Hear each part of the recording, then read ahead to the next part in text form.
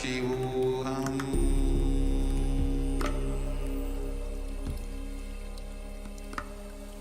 Om Nithyananda Paramashivoham.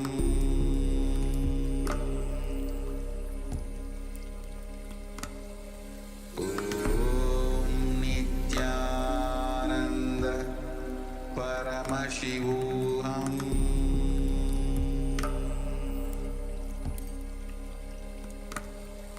Om Nithyananda Paramashivoham.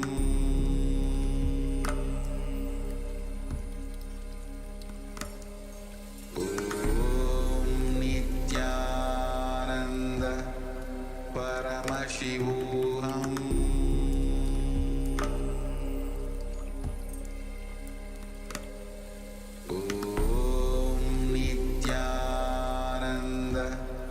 Paramashivoham.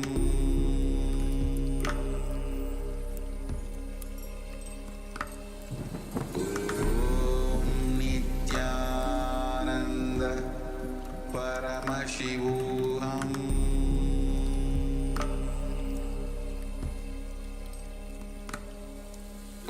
Om Nithyananda Paramashivoham. Paramashivoham.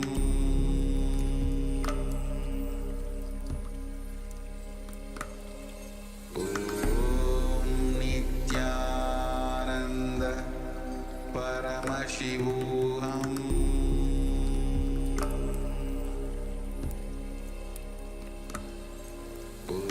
Om Nithyananda Paramashivoham.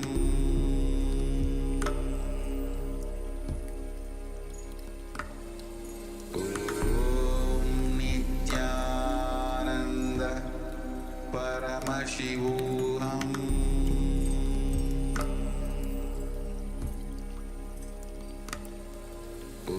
Om Nithyananda Paramashivoham.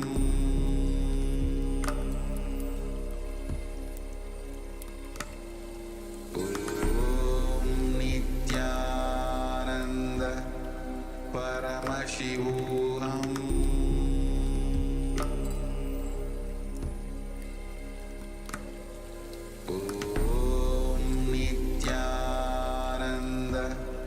Paramashivoham.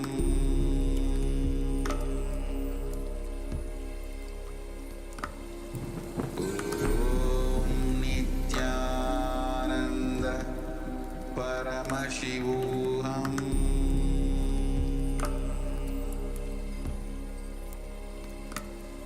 Om Nithyananda Paramashivoham.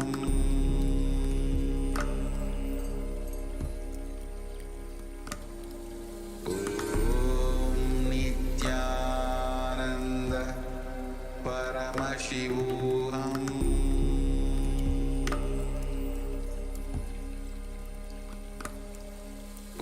Om Nithyananda Paramashivoham.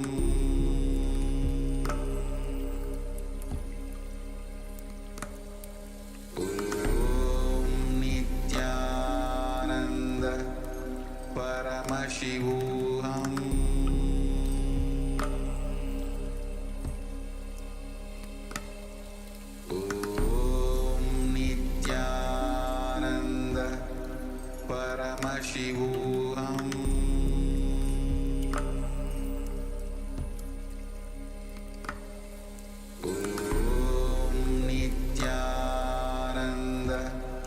Paramashivoham.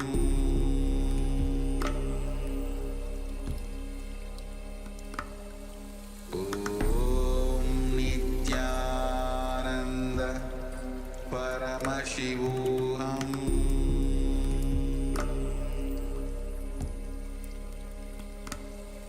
Om Nithyananda Paramashivoham.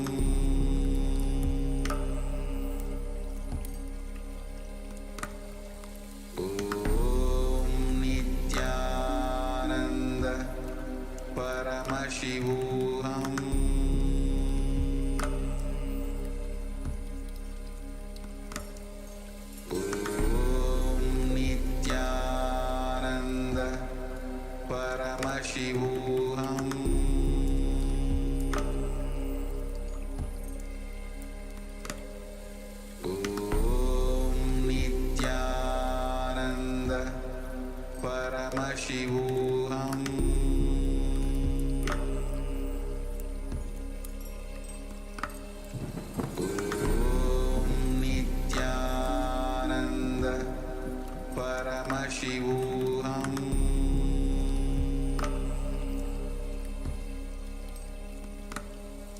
Om Nithyananda Paramashivam. What I mean by the word Kailasa, listen intensely.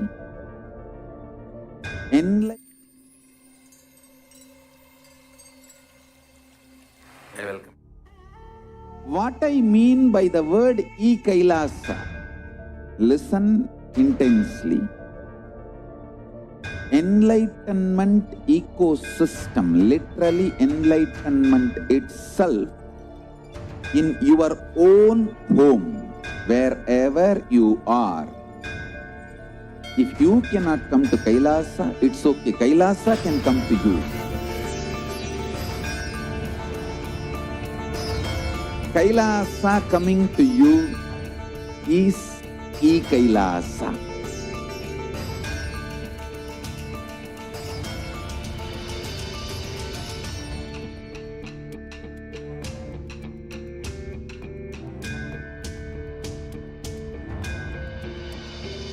I will revive Hinduism.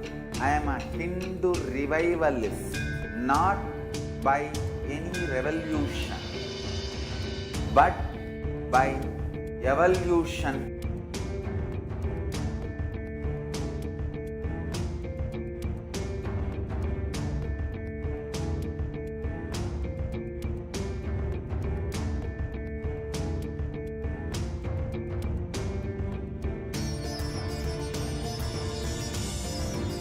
And setting model communities.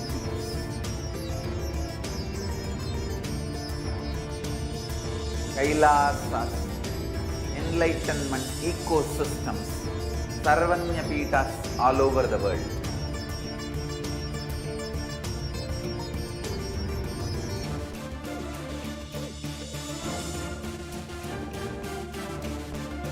All powerful cognition, knowledge, only when you live, power manifestation and possibilities manifestation happens.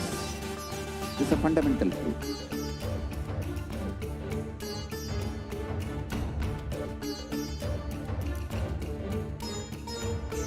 Hinduism cannot live exclusively as one sampradaya. No. All sampradayas of Hinduism is an ecosystem.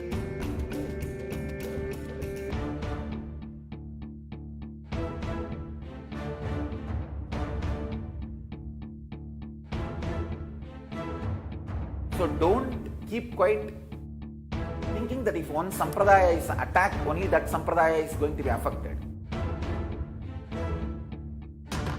All of us are ecosystem.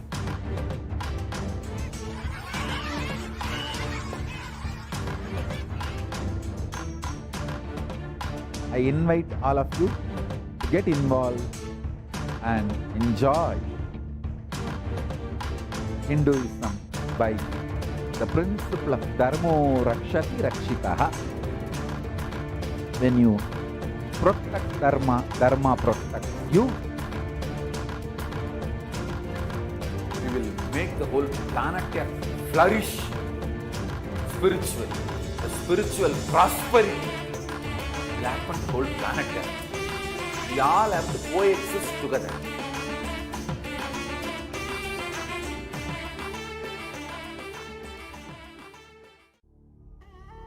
What I mean by the word Kailasa, listen intensely. Enlightenment ecosystem, literally enlightenment itself, in your own home, wherever you are. If you cannot come to Kailasa, it's okay. Kailasa can come to you. Kailasa coming to you is Kailasa.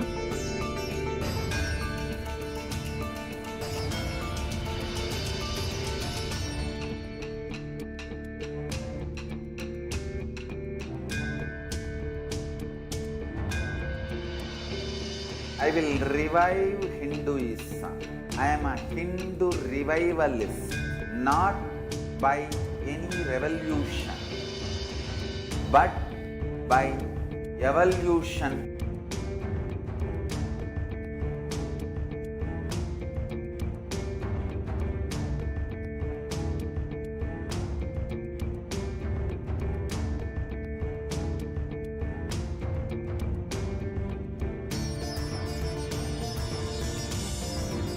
And setting model communities.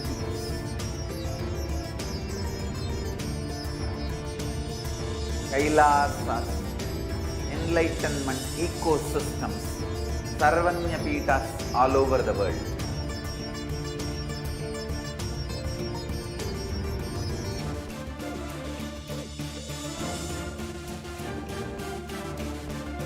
All powerful cognition, knowledge, only when you live, power manifestation and possibilities manifestation happens. This is a fundamental truth.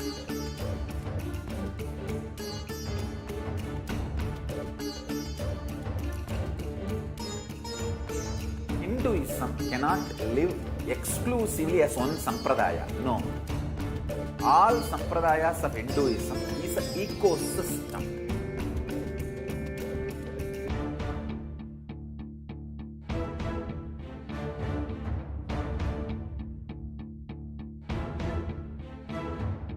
So don't keep quiet thinking that if one sampradaya is attacked, only that sampradaya is going to be affected. All of us are ecosystem.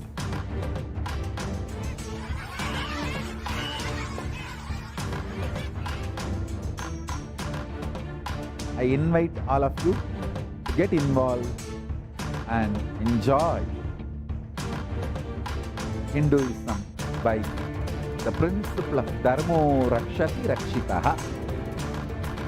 When you protect Dharma, Dharma protects you. We will make the whole planet flourish spiritually. The spiritual prosperity will happen to the whole planet.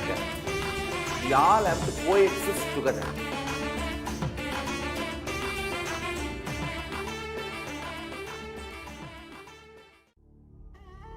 What I mean by the word Kailasa, listen intensely. Enlightenment ecosystem, literally enlightenment itself, in your own home, wherever you are. If you cannot come to Kailasa, it's okay. Kailasa can come to you. Kailasa coming to you is Kailasa.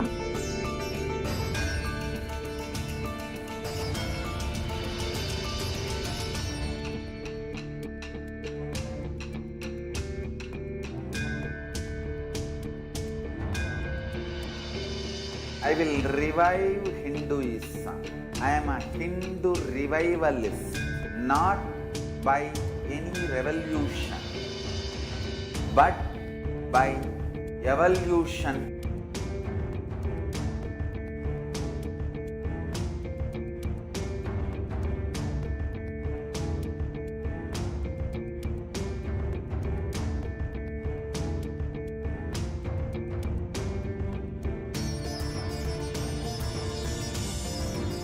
And setting model communities.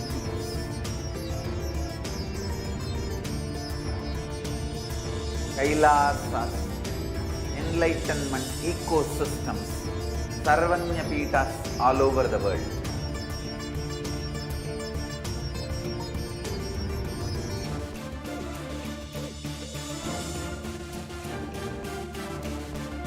All powerful cognition, knowledge, only when you live, power manifestation and possibilities manifestation happens. This is a fundamental truth.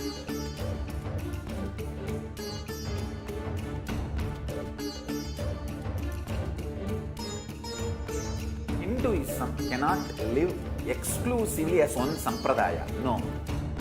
All sampradayas of Hinduism is an ecosystem.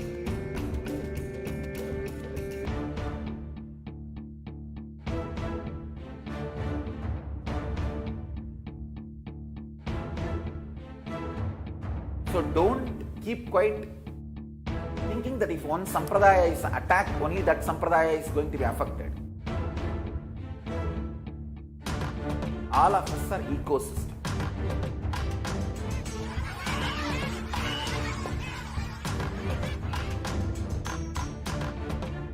I invite all of you to get involved and enjoy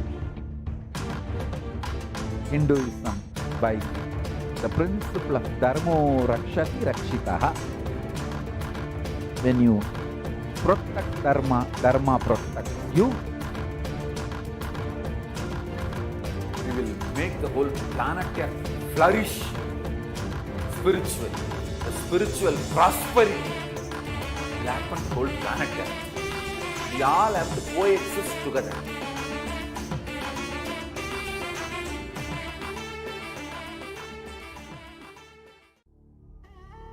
What I mean by the word Kailasa, listen intensely. Enlightenment ecosystem, literally enlightenment itself, in your own home, wherever you are. If you cannot come to Kailasa, it's okay. Kailasa can come to you. Kailasa coming to you is Kailasa.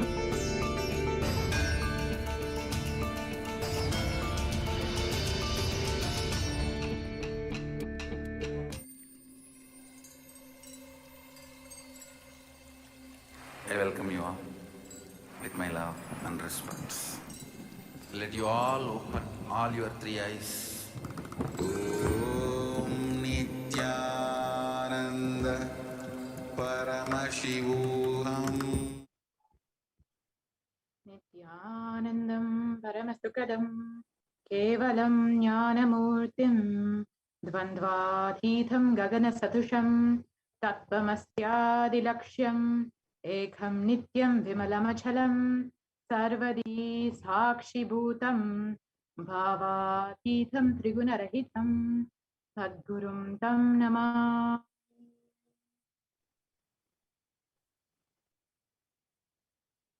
Nithyanandam. I welcome all the viewers to today's special segment on Devi Parashakti Akashic reading, where we will be understanding who is Devi Parashakti and how she is manifesting through the Supreme Pontiff of Hinduism, Jagadguru Mahasannidhanam, His Divine Holiness, Bhagavan Nithyananda Paramashivam. We will be understanding what are the Akashic readings and how to connect with Devi Parashakti. Let us now begin this segment.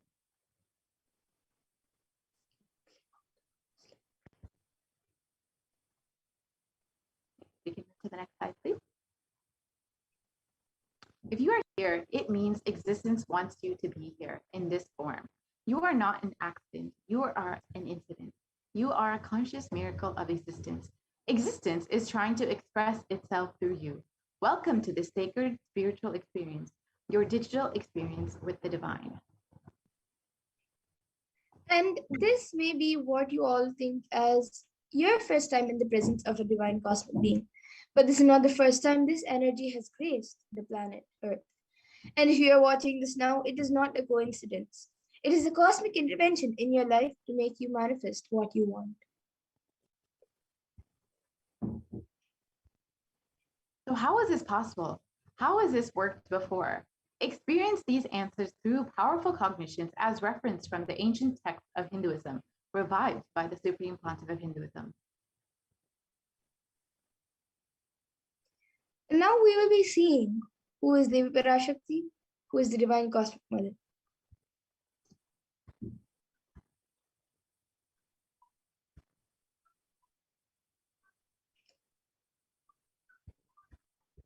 Devi is the ultimate pure feminine consciousness, the Cosmic Mother. She is the Source Shakti, and it is in her cosmic womb, the Brahmanda Yoni, from which billions and billions of universes come out and go in. It is the source where the Big Bang and black holes go on and on. Parashakti is the main deity of the sacred feminine and the divine consort of Bhagavan Paramashiva, who is the primordial divinity of Hinduism.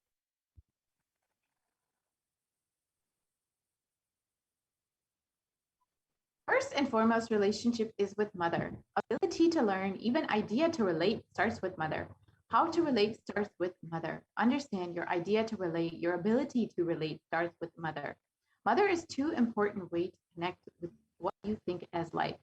In Vedic tradition, our rishis were aware your ability to connect with the mother should be directed to the cosmos. It should inspire, it should awaken your higher consciousness. It should inspire your higher consciousness to express through you. It should awaken your higher consciousness. Connecting with life as mother is the most sweetest, most beautiful, most easiest form to ever connect. And today, out of his extreme compassion and love, the supreme point of Hinduism is manifesting Devi Parashakti herself and gracing us, answering all our questions, attending to our prayers, giving boons, healing us, and revealing our past, present, and future, delivering profound spiritual truths, and ultimately giving us the experience of Paramashivoham itself. Now we will be seeing what is the Bhava Samadhi Darshan. So what is samadhi? Sama is oneness, and adi means source. So samadhi means one with the source. Bhava means attitude or aspect, and bhava samadhi means being one with the source through this aspect. And darshan means to have a glimpse of. In the Vedic tradition, it is used to describe the moment when we behold a deity, an avatar, a saint, or an enlightened being. As just seeing such a being can cleanse the karmas of lifetimes and create a deep, lasting transformation in all of us. Darshan is the powerful superconscious vibration that is present around an avatar at all times. He simply radiates darshan just as the sun continuously radiates light. The auspicious moment when the receiver is able to catch it becomes the moment of darshan for you.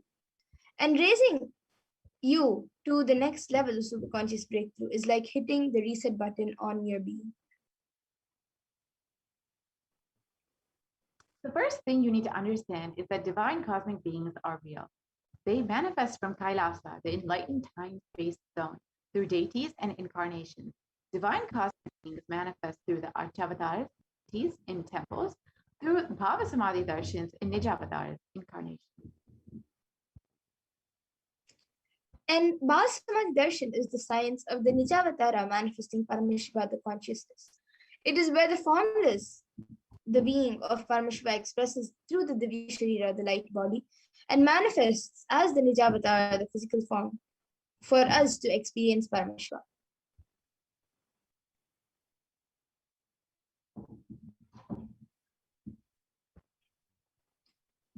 Devi Parashakti expresses through the being of Radhareshwari and manifests as the Nijavatara, the physical form, Devi Meenakshi.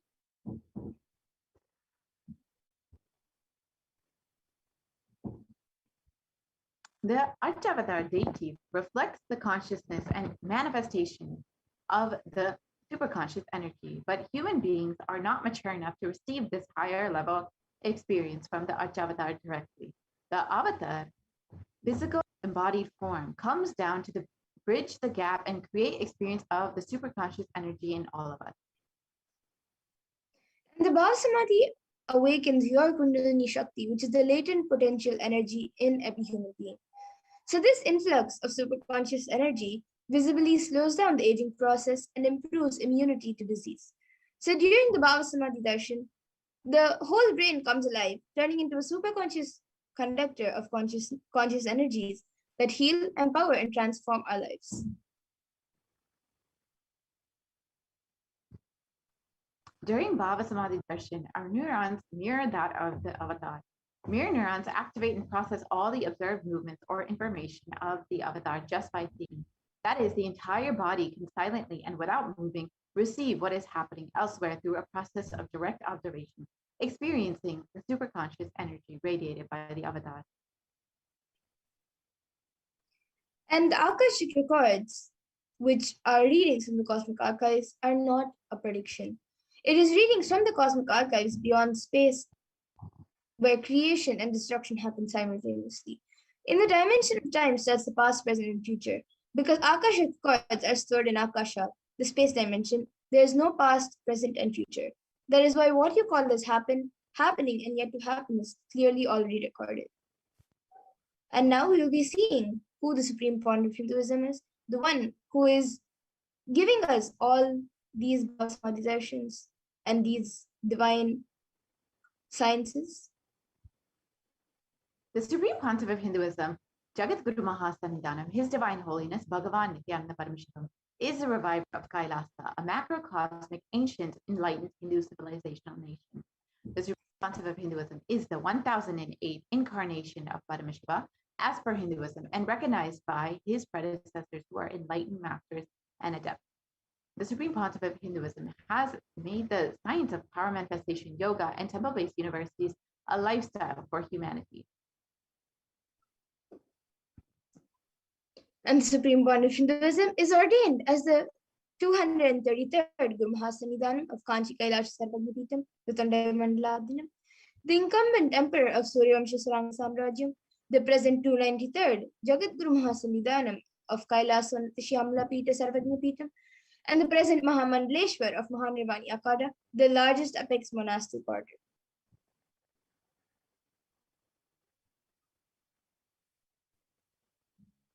The Supreme Pontiff of Hinduism is the 1008th Acharya Mahamandaleshwar of the Atal Akhada, the ancient apex body of Hinduism, is the present 23rd Guru Mahasannidhanam of Dharma Mukti Swaragapura Adinam, and has been elected as the Supreme Pontiff of Hinduism by a congregation of over 1,000 Hindu leaders. And the Supreme Point of Hinduism is also revered as a teacher of Hinduism, the most prolific, most viewed, read, and watched. Authored 300 books in 10,000 articles in 3 different languages of English, Tamil, and Sanskrit, which are translated into 50 languages with over 1,000 titles.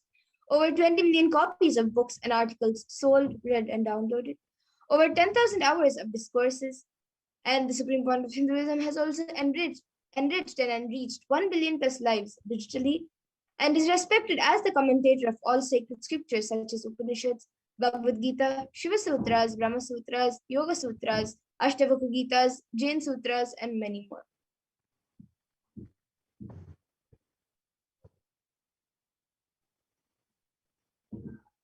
The Supreme Pontiff of Hinduism is honored as a leader of Hinduism, the most awarded, internationally recognized Hindu leader, is the reviver of 108 ancient Hindu sampradayas, including the Rudrakanyas, Rudras, Rishis, Rishikas, Bhairavas, Bhairavis, and Sanyas, and is the establisher of the largest Hindu university, Kailasa's Nithyananda Hindu University, with over 150 campuses in over 150 countries, and is the establisher of 1,000 plus Kailasa enlightenment ecosystems, and is the founder and reviver of over 100 Sarvajnapeethas, and is the collector of the largest Hindu library with over 1 million books, 1 million palm leaf scriptures, and over 20 million digital books.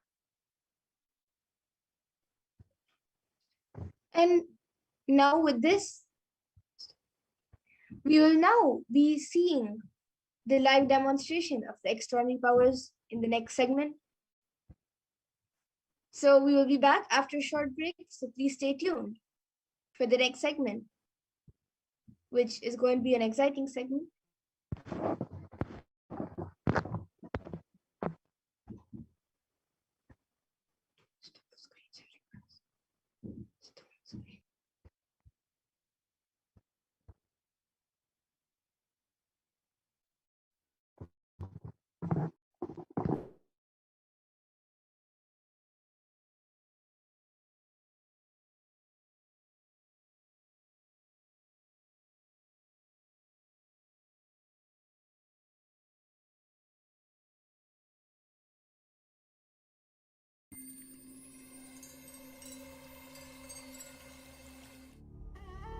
What I mean by the word Kailasa, listen intensely. Enlightenment ecosystem, literally enlightenment itself, in your own home, wherever you are, If you cannot come to Kailasa, it's okay. Kailasa can come to you. Kailasa coming to you is E-Kailasa.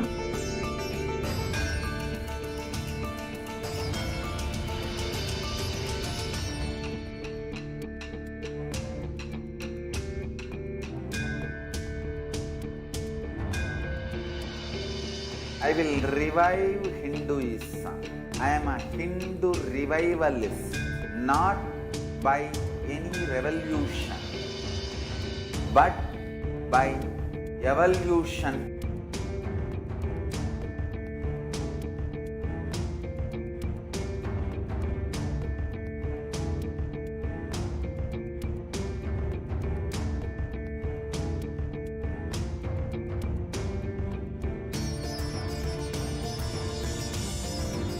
And setting model communities.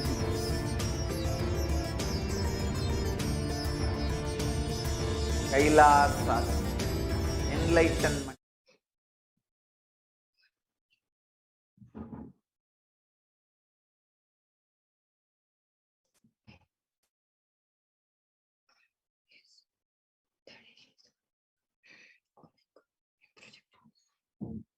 Yes.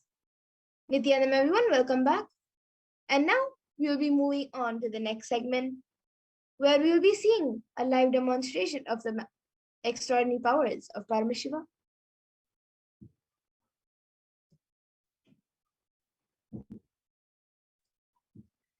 Today, the Balsans, the Nityananda Yogis, and the initiate disciples of the Supreme Point of Hinduism will be demonstrating the powers of the third eye and sharing with all of us the experiences and results of the extraordinary manifestation of the divine powers awakened in us through the Diksha, the initiation.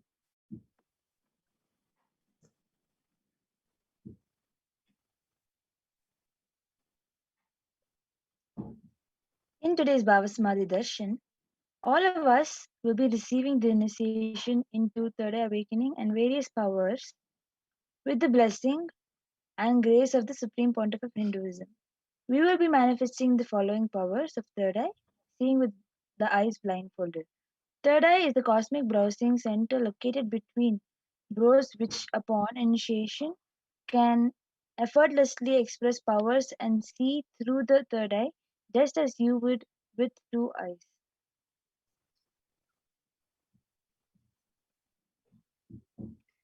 Now we will be seeing what are Shaktis. In the Vedagas, the source scriptures of Hinduism, Paramashiva reveals in elaborate detail that every human being is hardwired to be able to manifest 463 plus extraordinary Shaktis, the divine powers. Manifesting powers are described as a system, method, and science for human beings to explore the various possibilities and powers and have access to various states of consciousness. Shakti is manifest from the fundamental cognition that you are the divine. You need to manifest the divine and not you are a man and you need to reach the divine.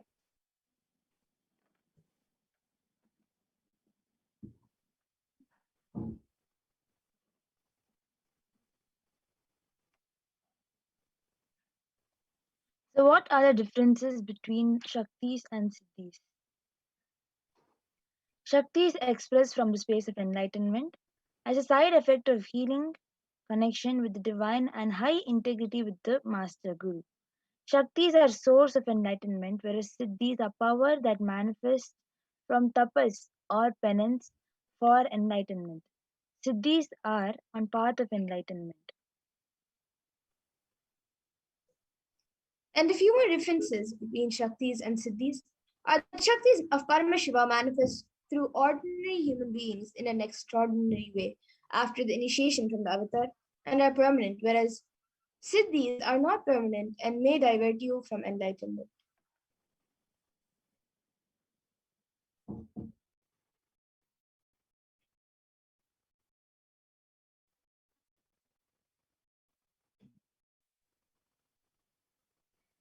So, who is that? The source of Shaktis, Paramashiva.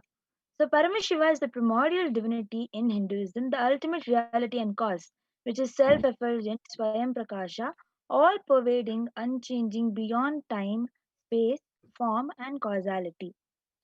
As a fundamental base of Avyakta, the unmanifest, and Vyakta, the manifest existence, Paramashiva performs the Panchakritya, the 5 cosmic acts of creation, Shrishti, sovereign rulership and maintenance, Sthiti, rejuvenation, Samhara, pulling out of delusion, Prabhava, and liberating grace for all living entities, Anugraha.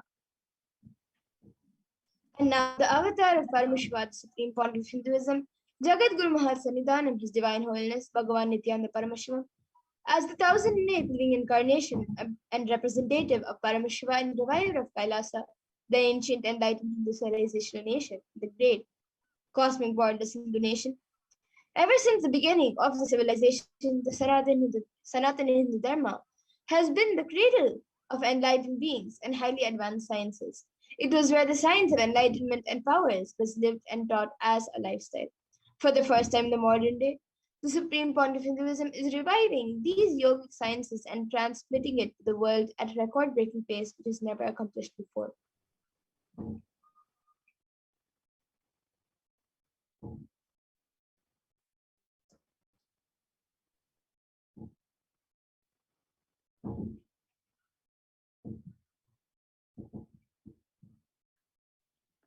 The knowledge and science of the manifesting of these Shaktis are passed down from one generation to the next through Diksha, initiation by the enlightened masters, the Gurus.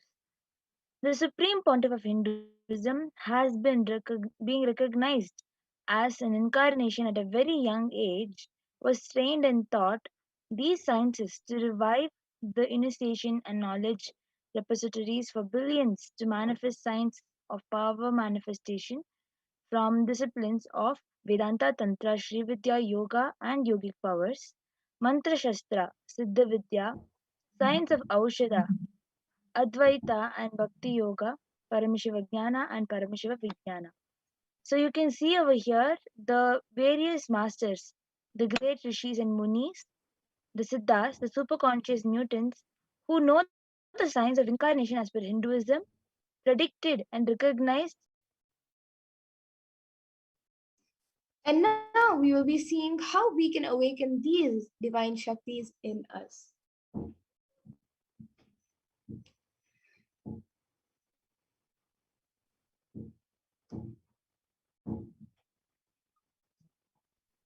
Every ultimate truth mapped into your consciousness, every jnana mapped into your prajna consciousness manifests as prajnana, possibility and power of every being.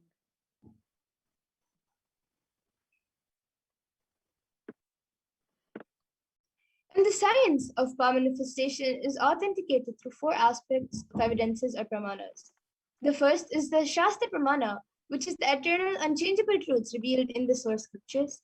And the next is the Apta Pramana, which is the experiences and results of Aptas or authorities of Hinduism. It is where the Vedic rishis and scientists who have time tested and verified these sciences.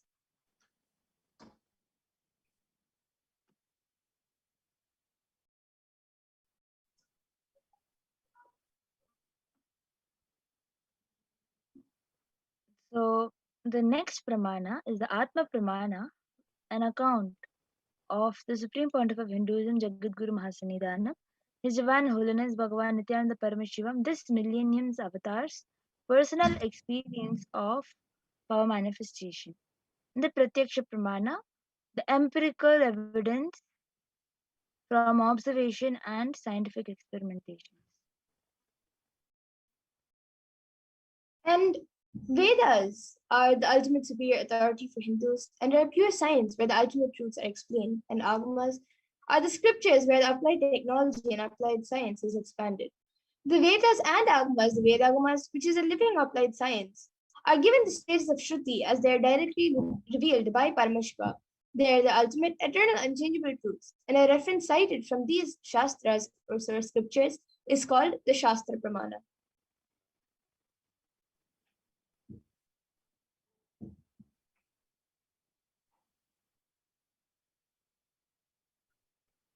So now let us get into a very exciting demonstration of the powers of third eye after going through the pramanas.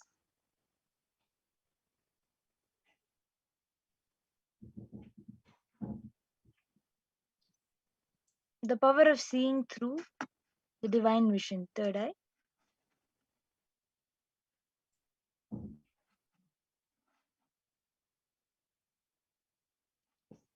So the Shastra Pramana, the scriptural reference to manifest the powers of third eye, comes from the Vijnana Bhairava Tantra.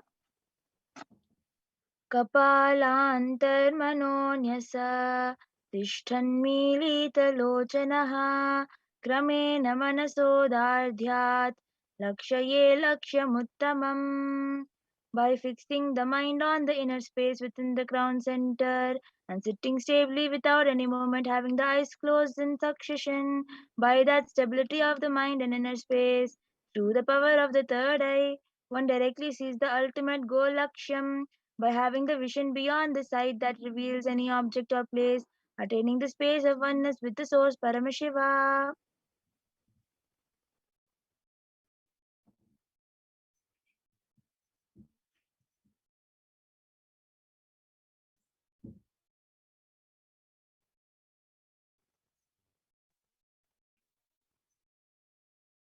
And the next is the Apta Pramana, where Krishna initiates Arjuna into the power of third eye.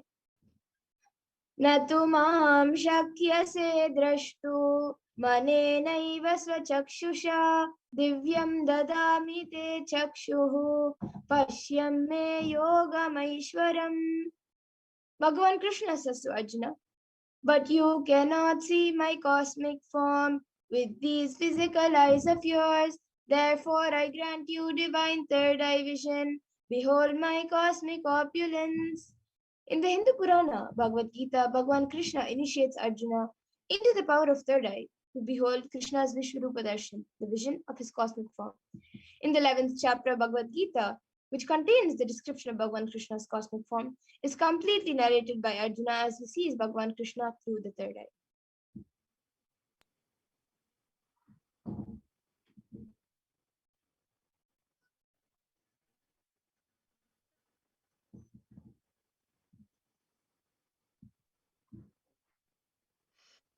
So next is the Atma Pramana. In Swamiji's own words, the first experience that I was able to see everything around me, above me, the whole 360-degree 10 directions below me, everything, I realized not only I was able to see, I was able to feel, experience all of that as me.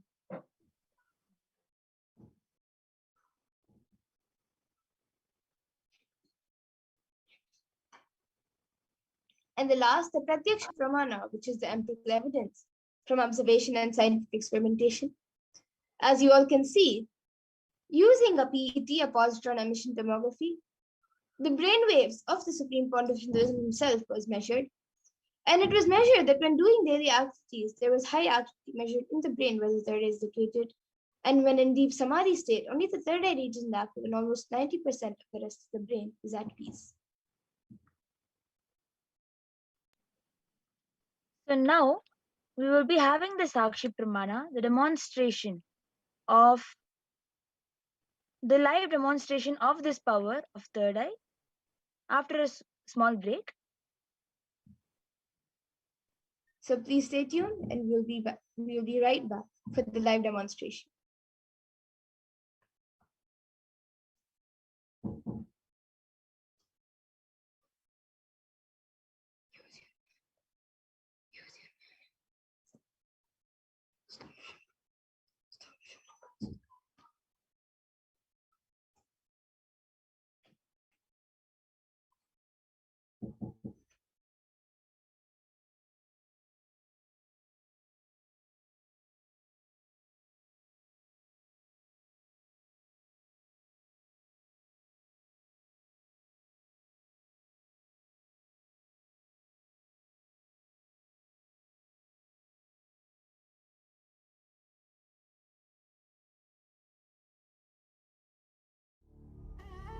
What I mean by the word Kailasa, listen intensely.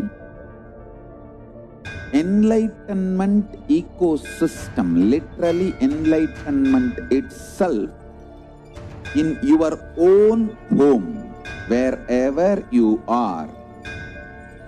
If you cannot come to Kailasa, it's okay. Kailasa can come to you. Kailasa coming to you is E-Kailasa.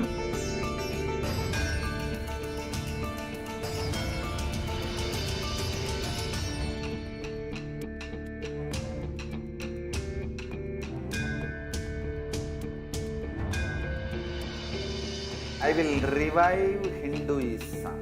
I am a Hindu revivalist, not by any revolution, but by evolution.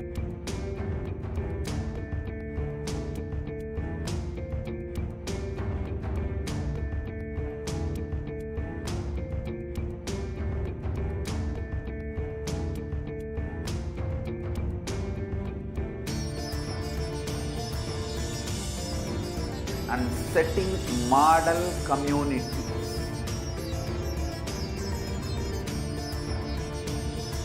Kailasas, enlightenment ecosystems, Sarvanya Peethas all over the world.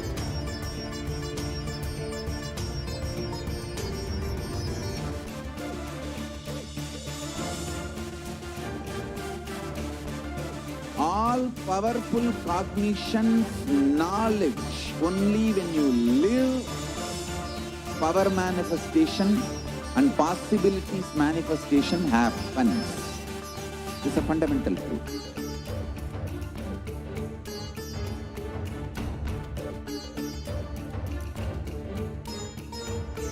Hinduism cannot live exclusively as one sampradaya. No. All sampradayas of Hinduism is an ecosystem.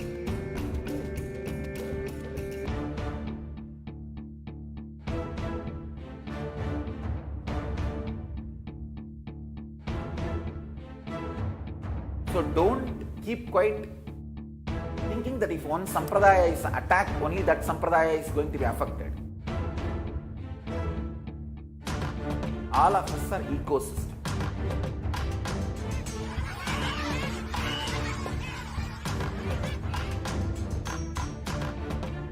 I invite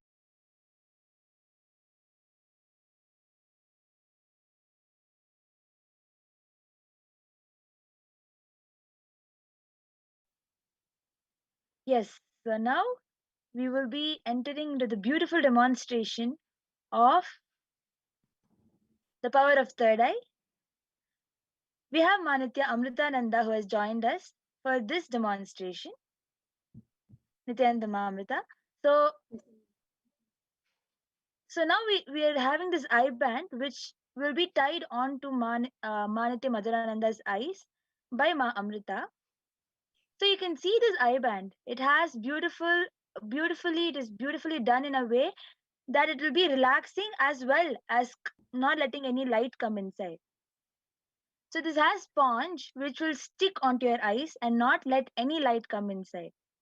I've also tried it on before, so I know that it doesn't let any light inside. So now this particular eye band that is normally used for having peaceful sleep is going to be tied onto Ma Madhura's eyes.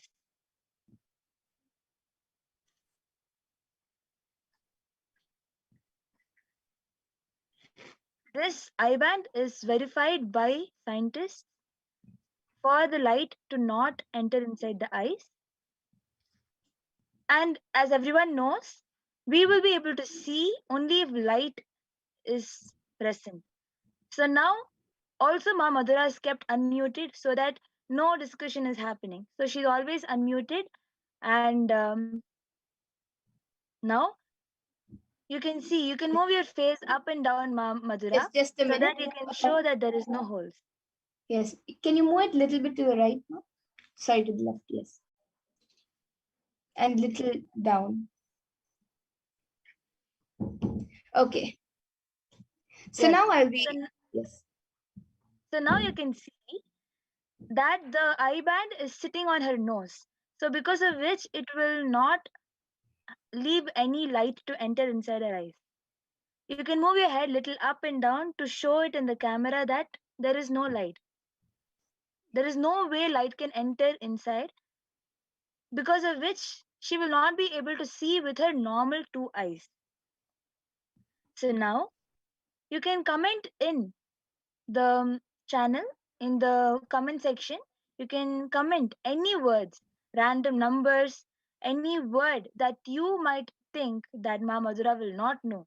You can comment those, or you can comment some gibberish. She will just read the letters. So anything you want, you can comment. But first, you can see.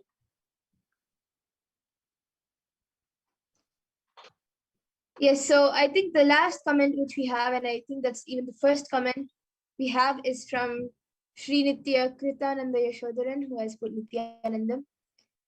And everyone else who is viewing us, I think right now only the members only mood is on. So any of the members watching us can put your comments in, either a sequence of emojis, a sequence of letters, anything. And till then, I also have this book.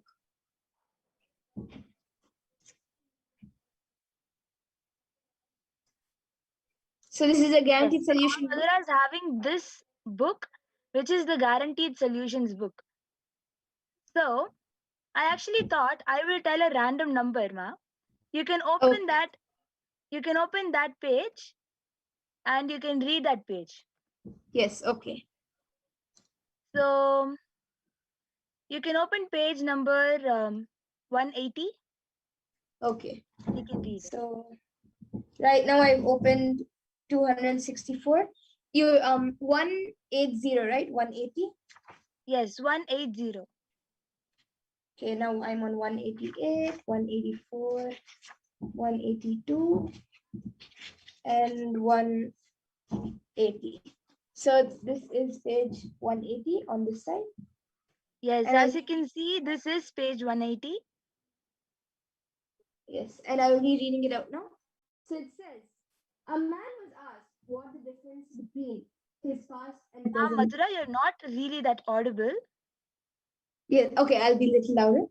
So it says that a man was asked what the difference between his past and present was. He replied, earlier I used to sit on the floor on a mat and eat, and now I sit at a table. You see, in the past and the present, his mouth is the same. If there is no radical change in you, your life will seem only this much different. Like how beauty lies in the eye of the beholder, the taste lies in the tongue that experiences it. Your mental setup defines the quality of your life. Most often, we know that we need to change, but somehow we fall back. We fall back comfortably in the present setup of ours. We get caught in the same wheel again. One side of us tells us that we need to change, and the other side unconsciously slips into the familiar patterns again. Even if you are presented with many opportunities to change, you feel cozy in your present state and miss them. This mental setup becomes such a solid reality in you. You simply radiate it. Try to change it. Let me tell you, if you live with such a solid mental setup, there is one more danger in it. There's there is every possibility that your children will imbibe it from you. I am reminded of a joke. A husband and a wife were both pickpockets by profession. They would often discuss that if they had a child, it would be very prosperous. And very prosperous is actually on the next page. So yes, as you can see. Amazing. This is so cool.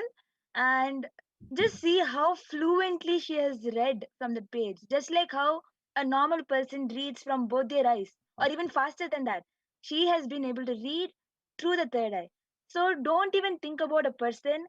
You even if you think that somebody that she is seeing through some hole, please tie your eyes and try to see from a hole and read this fluently. It is not possible. Okay? So it is very obvious that the third eye is faster than the normal two eyes.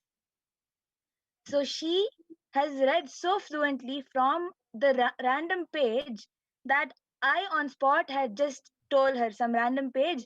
She even managed to open that correct page and read it so fluently. So if anybody else has put comment, you can read that comment. Yes, actually, we don't have more comments. It is still the first and last comment from Sri Nithyananda Yashodharan. Okay, ma.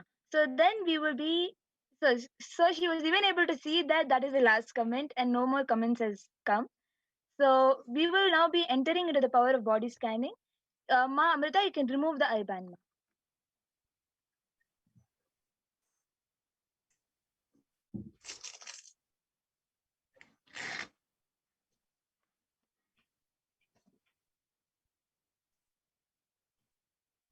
As you can see, there is nothing in the IBAN. It is the same IBAN as you saw before, which has been removed. So now we will have a small break and enter into the power of body scanning.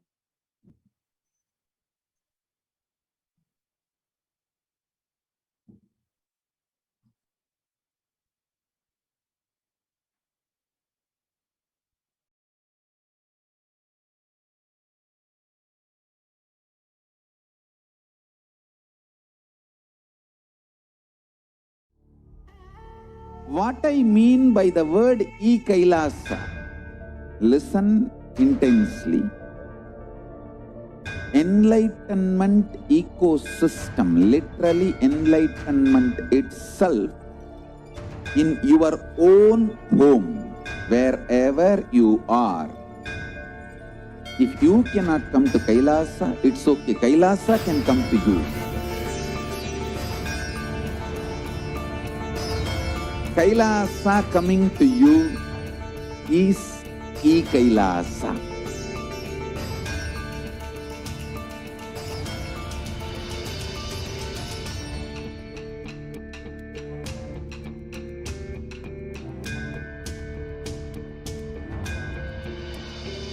I will revive Hinduism.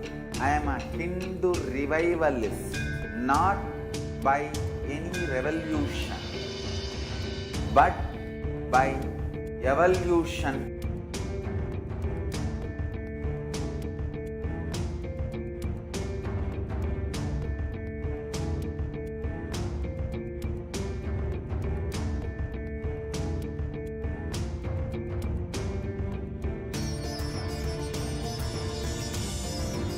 And setting model communities.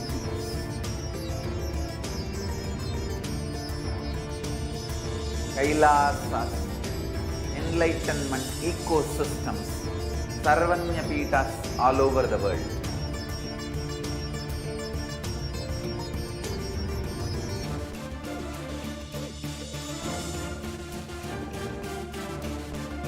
All powerful cognition, knowledge, only when you live power manifestation and possibilities manifestation happens.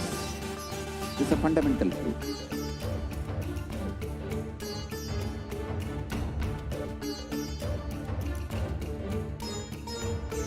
Hinduism cannot live exclusively as one sampradaya. No. All sampradayas of Hinduism is an ecosystem.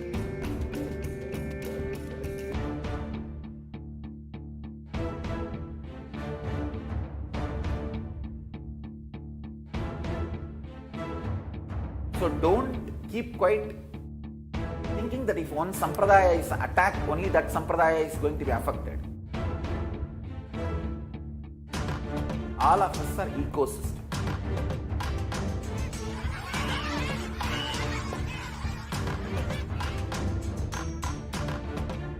I invite all of you to get involved and enjoy Hinduism by the principle of Dharmo Rakshati Rakshitaha. When you protect Dharma, Dharma protects you. We will make the whole planet flourish spiritually. The spiritual prosperity will happen to the whole planet. We all have to coexist together.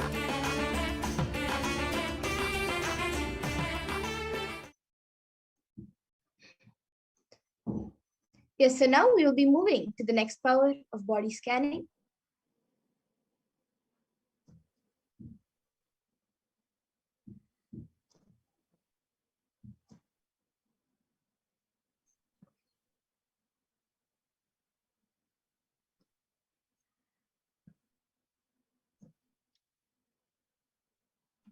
So, in this power of body scanning, one awakens to the ability to scan illness.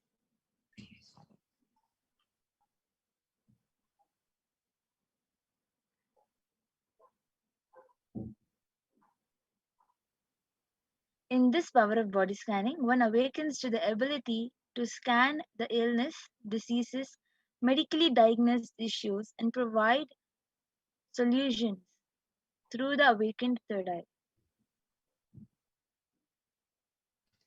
And the Shastra Pramana for the power of body scanning comes from the Vijnana Bhairava Tantra. Swadehe jagato vapi sukshma sukshmataraani cha tattvani yani nilayam dhyatvante vyajyate para. Bhagavan Paramashiva says, cognize deeply that from the subtle to the subtlest consecutive principles of your whole body, Swadeha, or of the whole universe, simultaneously consist of the essential reality. They are being absorbed in their source first Paramashiva. By that experience of such restful awareness becomes complete from all thoughts, and the ultimate universal divine power, Paradevi Adi Shakti, is revealed, and the supreme power manifestation happens.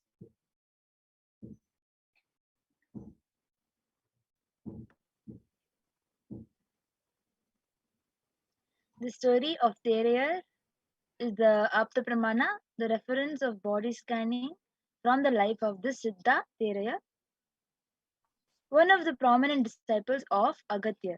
So one day, a man suffering from severe headache comes to Agatyar for healing.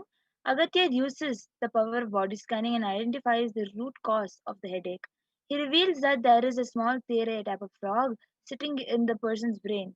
Agatyar immediately instructs Thereyer, his disciple, to perform an open head surgery and remove the frog. After the surgery is completed successfully, the person is healed and cured of the headache. Thus, the person gained the name Thereyer. And the Atma Pramana for this power of body scanning, it is revealed on the 22nd of December 2019 by the Supreme Pontiff himself, paraphrasing his words. Only when I had the multiple compound hand fracture, I was forced to go for surgery and therefore for medical checkups related to that. At that time, they detected heavy metal quantity in my different organs. It was revealed that I had been poisoned without our knowledge. I immediately used diagnostic methods instead of medical facilities to study the body condition due to poisoning.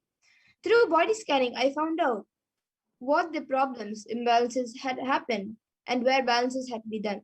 I used allopathy as the second opinion to verify my findings. And the next is the Sakshi Pramana, as the experiences and results of the extraordinary manifestation of the power of body scanning happening through the initiated disciples of Swamiji. You can see screenshots of various participants sharing their experiences in Facebook, an official app which has many people sharing. You can even go to the Facebook yourself and see where many people are sharing. Here is just a few screenshots where we are showing it to you.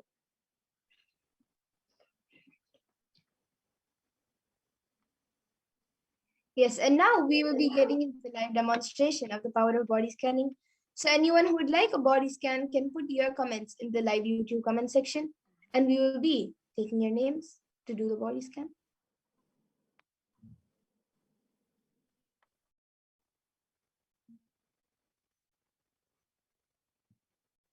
So anyone who is watching us right now can put your comments in the live YouTube comment section if you would like a body scan.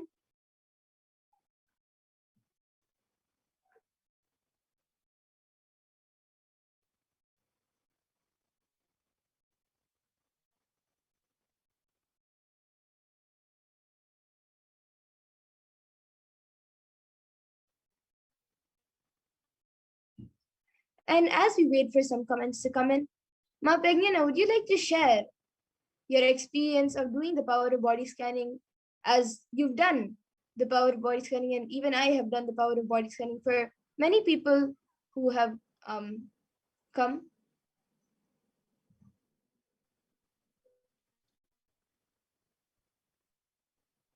Just conscious declaration of manifestation, of letting Paramashiva flow through you.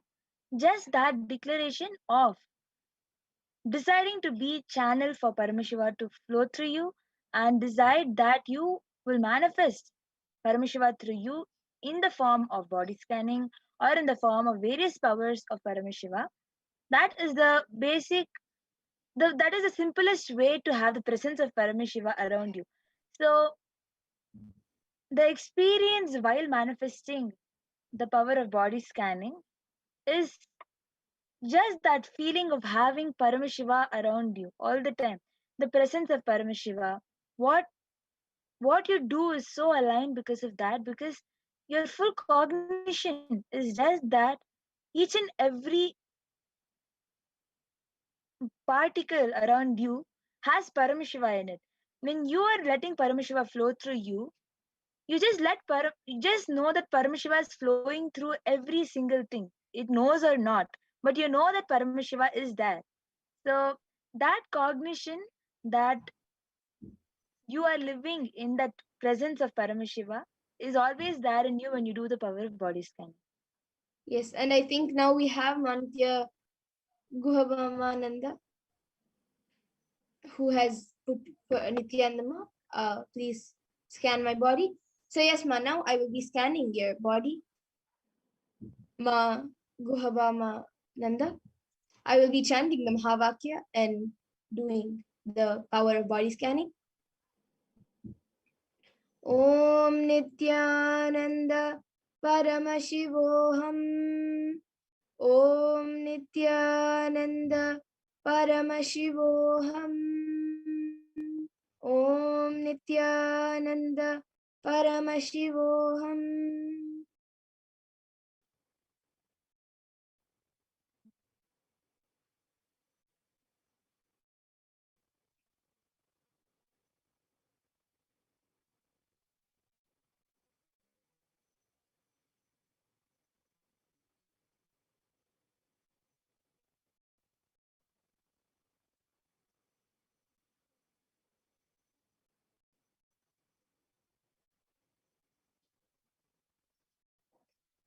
Ma Ghobamananda, I was able to see that for you, in your stomach and in your legs, there is a lot of toxins getting accumulated.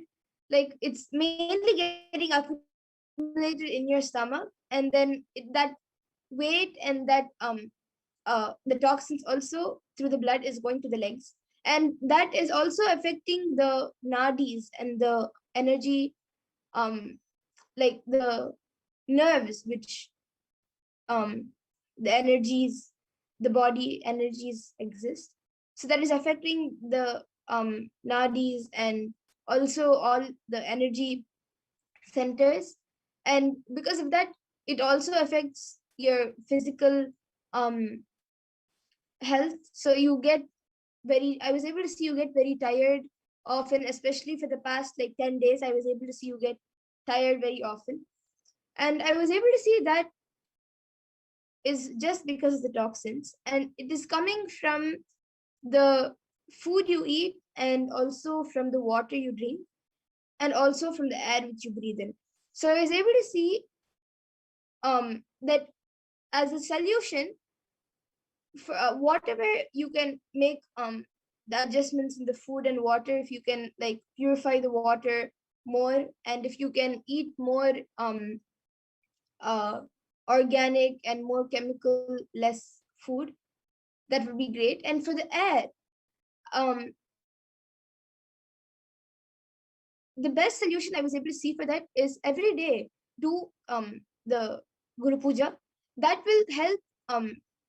If you just uh, and the energy radiated from from you doing the puja and intensely, that will also help in clearing all the pollution which is around the place you are staying. So this was the solution I was able to see, Ma. So you can get back in the comment section if you were able to relate to what I have revealed through the third eye, as to what Paramashiva revealed to me. And I see Ma Stephanie asking for body scanning for some spots she has on her arm. So Ma Pragna, you can start scanning for Ma Stephanie.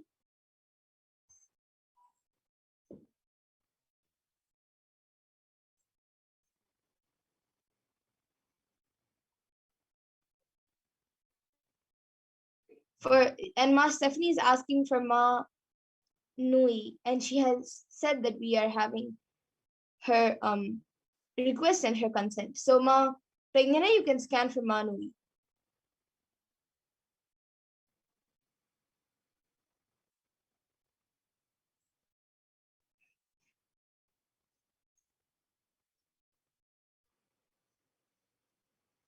And in the meanwhile, when Ma Pragnana scans, I think Ma Guhapamananda has also said, yes, Ma, everything you said about the body is true. Yes, Ma Stephanie, Ma Pragnana is scanning for Ma Nui.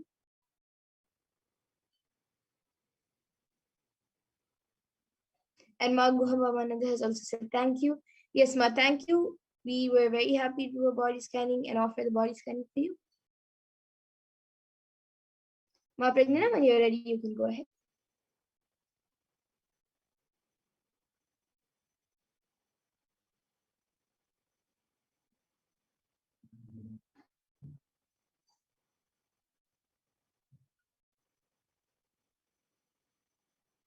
I think you're muted, no?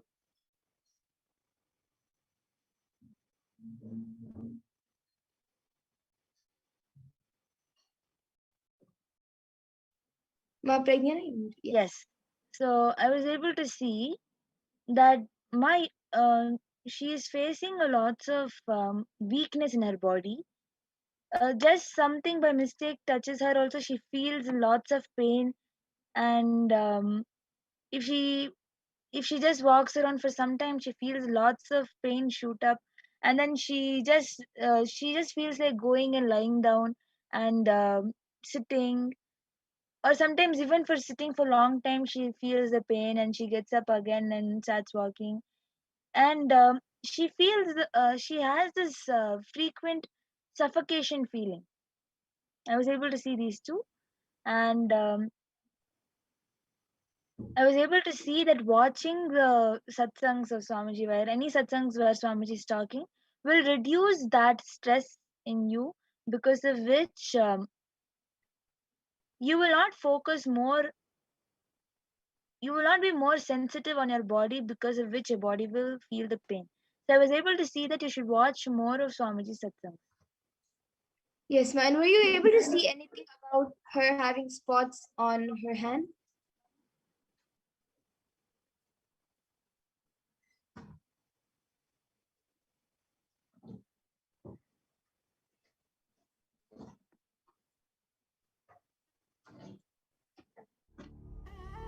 What I mean by the word Kailasa, listen intensely.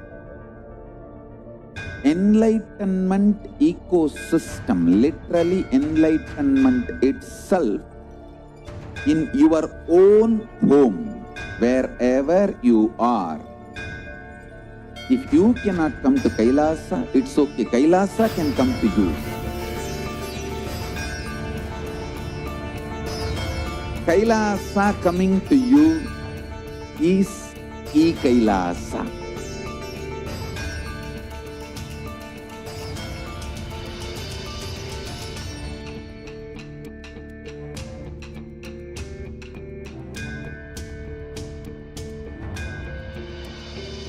I will revive Hinduism. I am a Hindu revivalist, not by any revolution, but by evolution.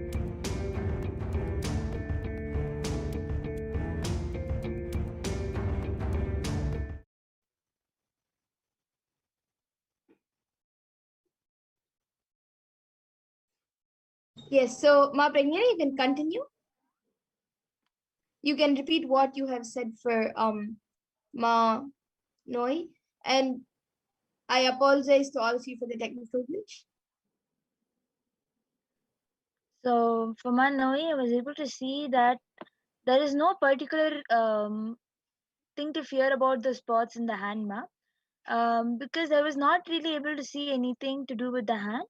The main thing is the weakness in your body. That's it. Okay, so Ma Stephanie, you can maybe convey this to Ma Noi. And I also see another person asking for a body scanner, far fair, and everyone else would like a body scanning. We will be having these segments, the power manifestation segments, every day at 2 a.m. IST and 4 p.m. IST. And now, in the interest of time, we'll be moving on to the further segments. But you all can come every day again for the power manifestation segment and request for the power body scanning or any other power. And with this, I thank all the viewers for joining us for this power manifestation segment. Please stay tuned for the further segments and for the Parashakti Akashic readings. Thank you, Nithyananda. Thank you, Nityananda. What I mean by the word Kailasa, listen intensely. Enlightenment ecosystem, literally enlightenment itself, in your own home, wherever you are. If you cannot come to Kailasa, it's okay. Kailasa can come to you. Kailasa coming to you is Kailasa.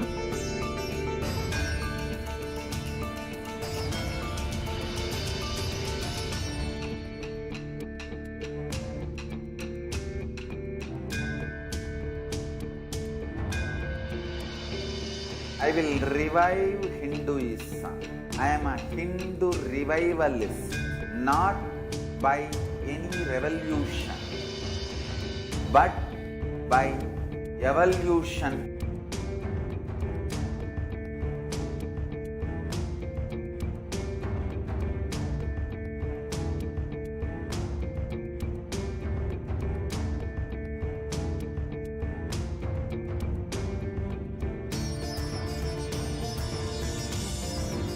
And setting model communities.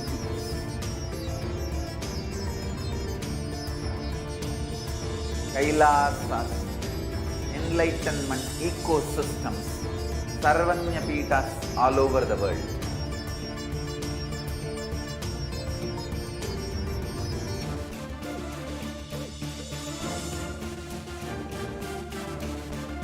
All powerful cognition. Nithyananda, welcome back, dear viewers. Now we will understand who is Devi Parashakti and what are Akashic readings. Devi Parashakti is the divine cosmic mother. Yes, we can move to this next.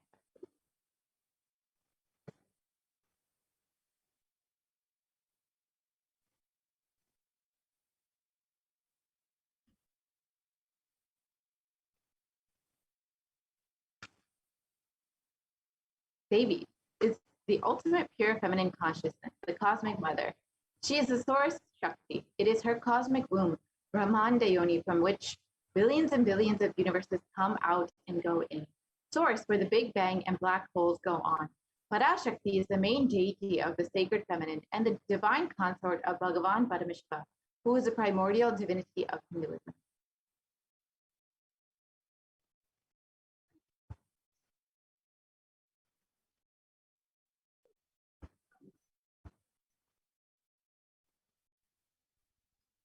First and foremost, relationship is mother. Ability to learn, even idea to relate starts with mother.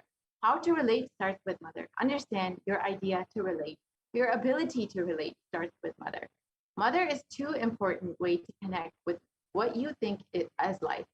In Vedic tradition, our rishis were aware your ability to connect with the mother should be directed towards the cosmos. It should inspire, it should awaken your higher consciousness. It should inspire your higher consciousness to express through you. It should awaken your higher consciousness. Connecting with life as mother is the most sweetest, most beautiful, most easiest form to ever connect.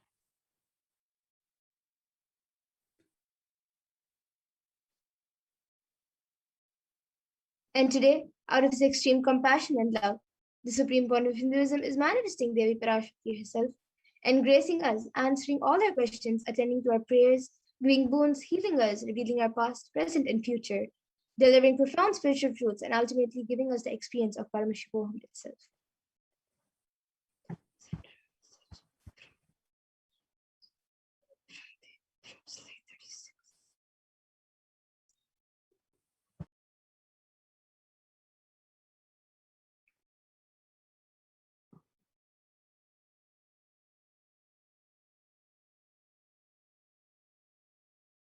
So what is the Bhava Samadhi Darshan? Sama is oneness and Adi means source. So Samadhi means one with the source and Bhava means attitude or aspect. So Bhava Samadhi means being one with the source through this aspect.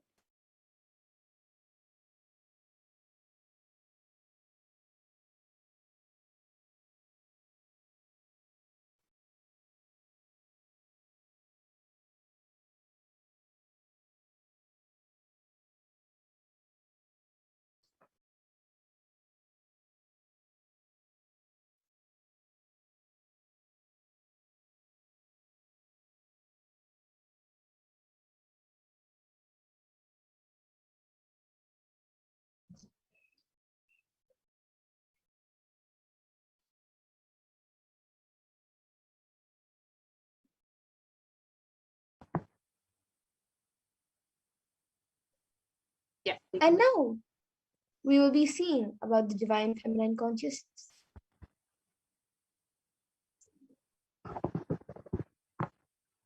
So the Dhyana Shloka for Devi Parashakti is from the Lalita Sahasranama, the Dhyana Shloka from the Lalita Sahasranama. Sindhuraruna vigraham trinayana manikya mauli spurat taranayaka shekharam smitamukhim mapina vakshoruham panibhyam alipurna ratna chashakam raktotpalam vipratim saumyam ratna gatastha rakta charanam dhyayet paramambikam. The Divine Mother is to be meditated upon as shining in a vermilion red body with the triple eyes sporting a crown of rubies, studded with the crescent moon, a face all smiles, a splendid bust, one hand holding a jewel cup brimming with mead, and the other twirling a red lotus. Arunam karunam tarangatakshim dritapashankushapushpabanachapam animadibhiravritam ayukaihi rahamityeva vibhavaye bhavani. I meditate on the great Empress. She is red in color, and her eyes are full of compassion, and hold the noose, the goad, the bow, and the flowery arrow in her hand. She is surrounded on all sides by such powers as Anima, and she is the self within me. And Devi, the ultimate pure feminine consciousness, is the cosmic mother, and it is in her womb, her cosmic womb, from which billions and billions of universes come out and go in. It is the source where the Big Bang and black holes go on and on. Parashakti is the source Shakti, the source energy, the source power from which all of us came, in which all of us are in even now, and which all of us are going to merge into. Out of her extreme love and compassion, Parashakti herself is manifesting through the embodied form as the Nijavatara of the Supreme Pontiff of Hinduism, Jagadguru Mahasanidanam, His Divine Holiness, Nithyananda Paramashivam, gracing us, answering all of our questions, attending to our prayers, giving boons, healing us, revealing our past, present, and future, delivering profound spiritual truths, and ultimately giving us the experience of Paramashivam itself. And in Shakti herself, raising as Omkara, expressing as Vedas and Agamas, blossomed as Hrinkara, filled as Parashodasi, living in 40 triangles, the Kailasa Swamini, who is in Kailasa, Sri Purachintamani, Parashodasi, sitting as part of Paramashiva, Parameshwari, who rules the world, Paramashakti, Manonmani, Meenakshi. As Nithyananda, I took Nijavatara here, to give good boon to everyone and to bestow all goodness. Holy Rapala, Aparna, Uma, Parvati, Savitri, Navayavana, Samrajya Lakshmi, Parameshwari, Parashodasi, Meenakshi. Taking the form of Nithyananda, I came here as Nijavatara with great compassion. I am blessing, listen people. To do good to all of you, I took the form of Nithyananda and came down as Nijavatara. Raising as Omkara, blossoming as Shiva, manifesting as the source of existence, powers of existence, expression of existence, from the oneness of Om, blossoming into two as Prakriti and Purusha, blossoming into three Shaktis, Ichcha, Kriya, and Jnana, growing as the four Vedas, expanding as the five Panchabhutas, beyond the six chakras, filled as the Gotras of the seven Rishis, expanding as eight directions, existing as the nine Grahas, blossoming as 10 Indriyas, being as 11 Uttaras, creating all the world, bringing to life, to tell, make truth blossom, and to do good, Parashakti, Meenakshi, in the form of Nithyananda. I came to bless every one of you.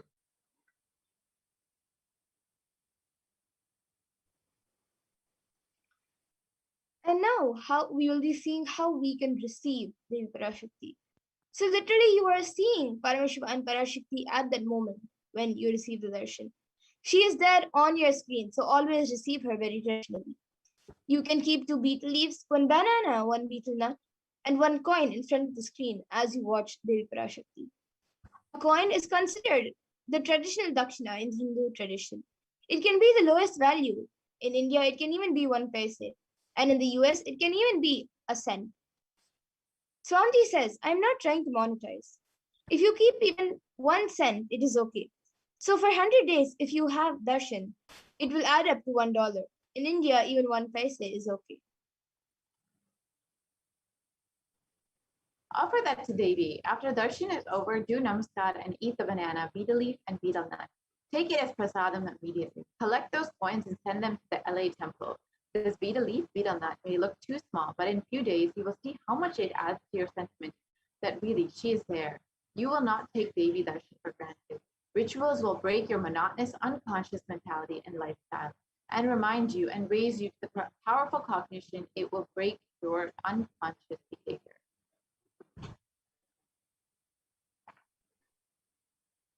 So all of you can see a picture of how you can set up your tambulam on a plate, the 2 betel leaves, the 1 banana, 1 betel nut, and 1 coin. You can arrange it in a plate, and you can also keep a few flowers and anything else you would like to keep.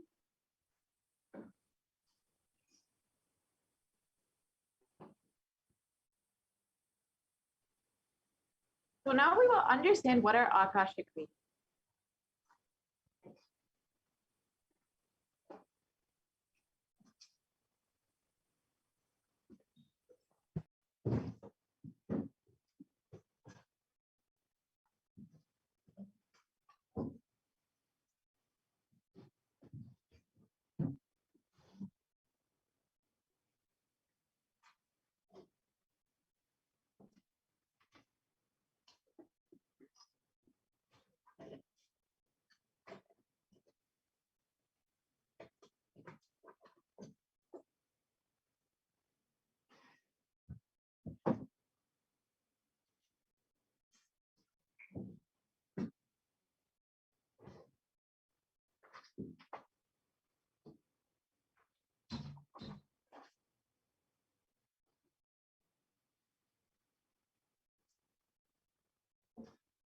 So now we will be seeing what are the Akashic records. Yeah. So what are the Akashic records? Akashic records are the records created in space. Whatever has happened in time is there as a file. Nothing can be destroyed. Please understand, none of your actions, thoughts, plans, emotions, words, nothing can be destroyed. Akashic records are the cosmic archives of everything happening, will happen.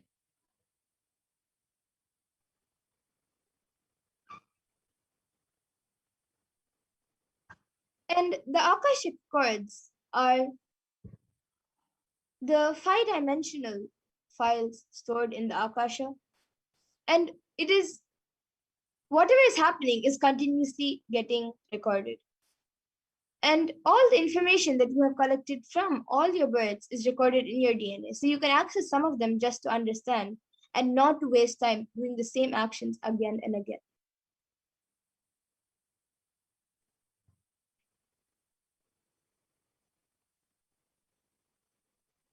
So what is an Akashic reading? It is not a prediction. It is a reading from the cosmic archive. There is no such thing as past, present, and future. Beyond space, creation and destruction happen simultaneously. In the dimension of time starts the past, present, and future. But in Akashic records, there is no past, present, and future. That is why what you call as happening, yet to happen, are clearly already recorded.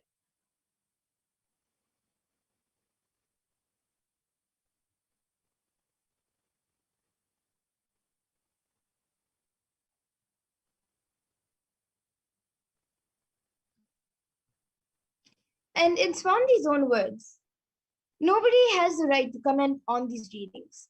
Nobody has the right to manipulate these readings. Nobody has the right to interpret, comment these readings. They are complete unto themselves. For anybody to live in tune with the cosmos, the Jivan Mukti, living enlightenment, does not need any special practice other than listening to these great readings again and again. When you listen to these great readings, naturally your negative logic is penetrated, broken, and these great truths settle in your inner space, and they make you live enlightenment.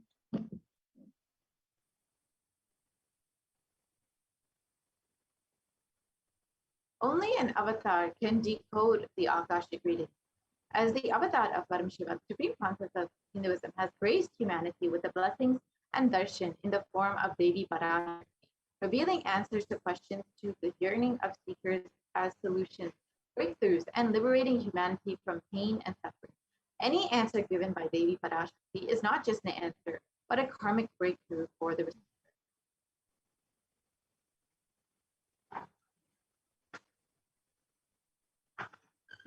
And the Shastra Pramana for the power of Akashic reading comes from the Vijnana Bhairava Tantra, Dharana 61 and Sutra 84. Akasham vimalam pashyan kritva drishtim nirantaram stabdatma tatshanat devi bhairavam vapurapnuyat. And the translation goes, looking at the spotless infinite etheric space, Akasha, beyond the sky and clouds, one should fix one's gaze from the third eye without blinking, continuously, and make the body and inner space steady and motionless. In that very moment, O Devi, one attains the nature and powers of the infinite space right above.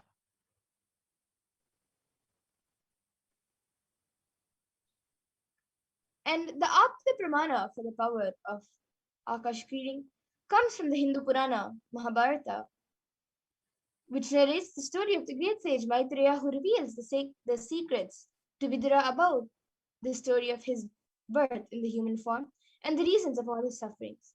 Sage Maitreya accesses the Akashic chords and tells Vidura that he was not an ordinary man, but in fact was an incarnation of Yamaraja, the Lord of Death himself. He was to play a part of the so-called Shudra for 100 years, being cursed by Manduka Muni.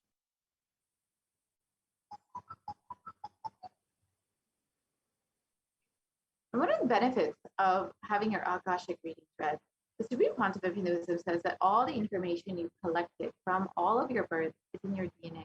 You can access some of them just to understand and not to waste time doing the same action again and again. Accessing the DNA code, reading the Akashic records will be useful for you to be liberated from your default future, bringing an end to finding cognitions, known and unknown suffering, leading you to experience enlightenment. Parashakti.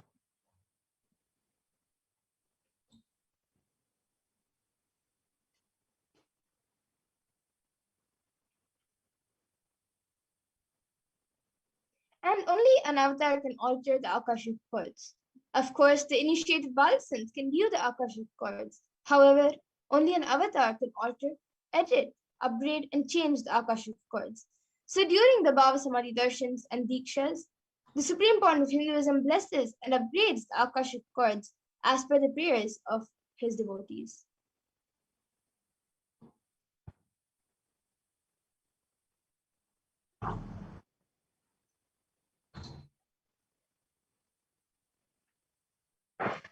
What can you learn from the Akashic reading? The most accurate and unbiased answer to any question about your life, destiny, purpose, or any and everyday part of your life. You can be spiritually healed of physical and emotional problems with just a look or word and understand the reasons behind your life happening. You can receive blessings to fulfill your right desires and get the clarity to redesign your future.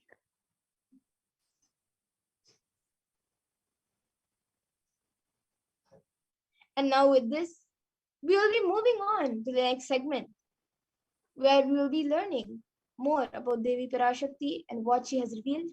So please stay tuned for the further segments. We will be back after a short break.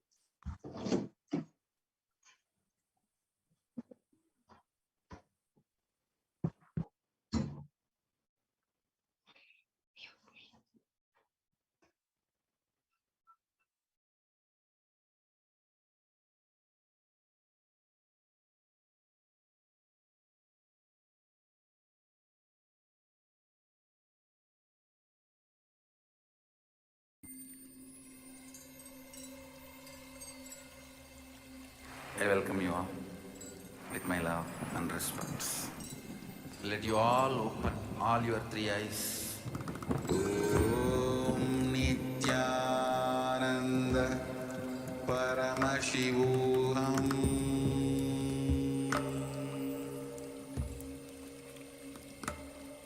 Om Nithyananda Paramashivoham.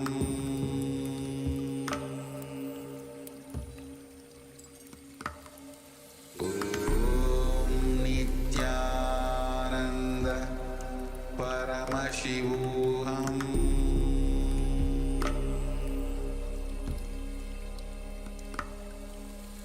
Om Nithyananda Paramashivoham. Om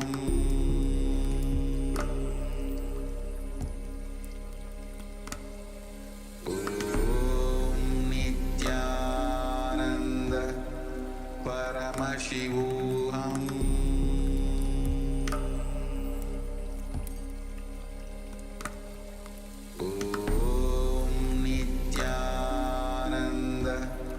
Paramashivoham.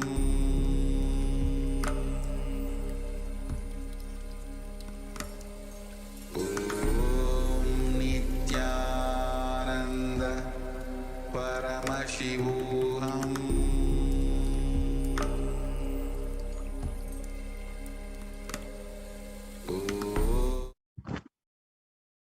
Welcome back to all of the viewers who are joining us for this Devi Parashakti Akashic reading program. Once again, welcoming all of you. After that introduction to Devi Parashakti and Akashic reading, many of you now understand, if you haven't before, what are Akashic readings and how do they work? How can they manifest breakthrough in your life from all different types of pain, suffering? Literally, Devi Parashakti, through these Akashic reading, is taking care of like that, of all of that, as she is the true divine cosmic mother. Not only has she literally been answering the individual prayers and giving individual blessings for each and every one of us if we ask, but also guiding the entire humanity as we navigate through these extremely dark and tense times. We're seeing across India how many lives have been lost. And as the Supreme Pontiff of Hinduism revealed just this morning during the live Nithyananda Satsang, it is not yet over, as we are seeing the threats of variants of COVID-19 being spread more rapidly than before. And that even though many people have recovered or have shown a negative COVID test, still they have not recovered yet. And the lasting effects of COVID-19 and its variants are still there inside of us. Now today, we will be understanding how Devi Parashakti actually foretold the effects of the COVID-19 pandemic on the immunity of the individual. How Devi Parashakti had warned each and every one of us to stay protected ensure that we are doing the multi-layered quarantine and going to all extents to keep ourselves protected during this extremely tense time. So let us now begin the next segment on the Devi Parashakti Akashic reading for the whole humanity. Yes, we can go on to the next slide.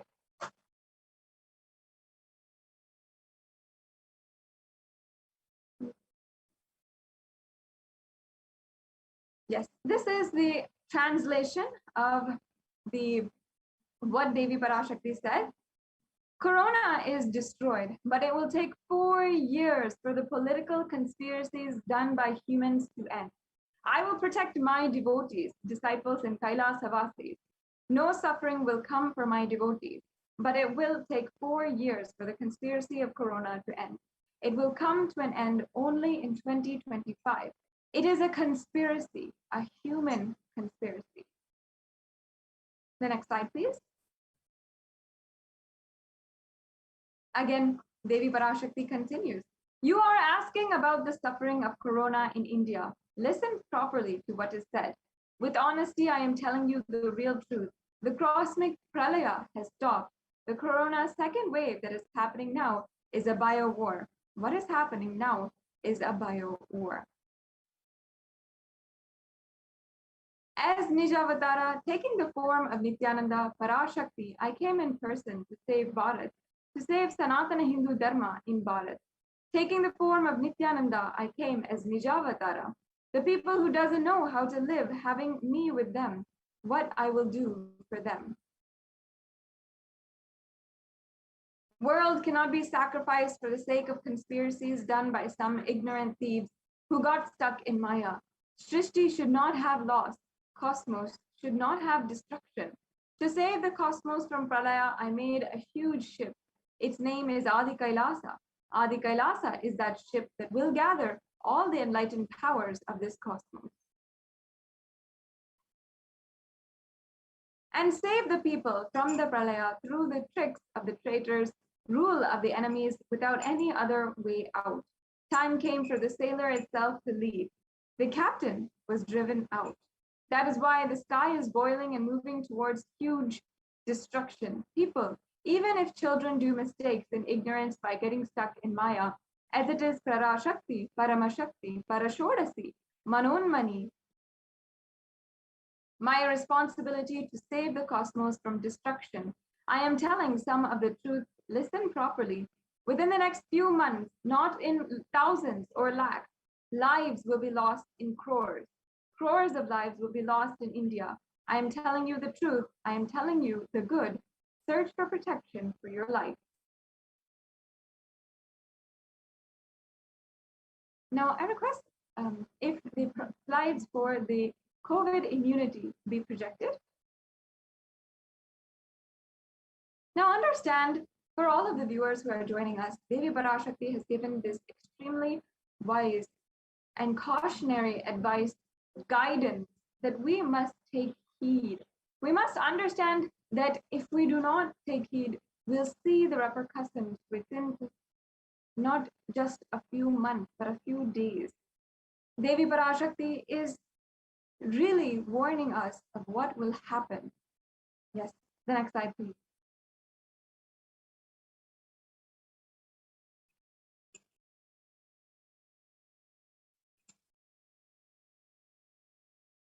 Out of his extreme love and compassion, the Supreme Pontiff of Hinduism is manifesting Devi Parashakti herself, embracing us, answering all of our questions, attending to our prayers, giving boons, healing us, and revealing our past, present, and future, delivering profound spiritual truths, and ultimately giving us the experience of Paramashivoham itself.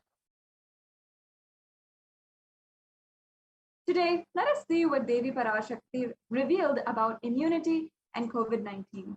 And what is very special about this segment is it coincides directly with what the Supreme Pontiff of Hinduism has revealed today during the Nithyananda Satsang about immunity and the state of the people who are recovered from COVID-19 but still yet to recover from some of the symptoms.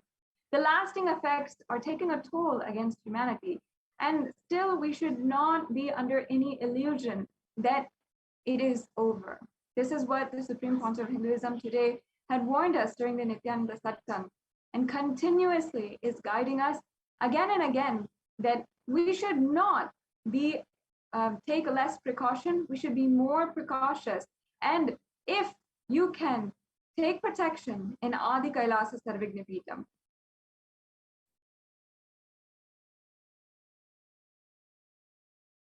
Yes.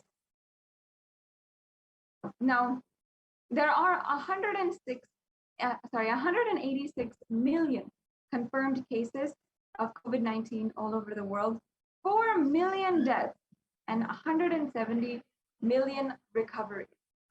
185 million cases worldwide are rampaging across the world.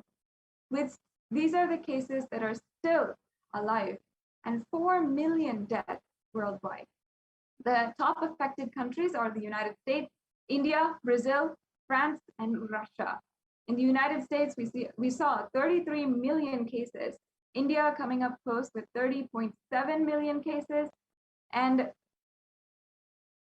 Brazil with 18 million cases, France with 5.7 million, and Russia with 5.5 million. These are some of the most populated countries in the world, seeing the most devastation across the world with the COVID-19 cases. The next slide, please. Yes, now let us understand from Devi Parashakti herself about the revelations that she guided us for immunity during this time.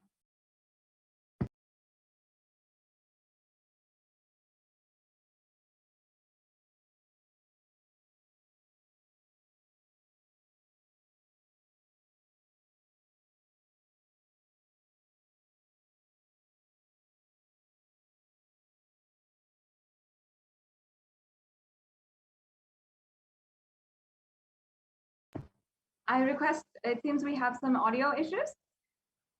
I request if the audio can be shared as well. Please start the video over. If the audio can be shared as well. Yes, while we're sorting that out, apologies for this technical difficulty.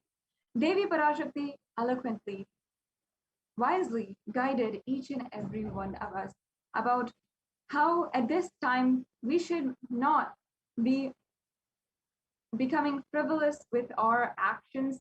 We should be taking more and more precautions to protect ourselves against the ongoing pralaya, the ongoing pandemic, where literally pandemic has happened within a pandemic, and so many millions of lives are lost without any kind of accountability.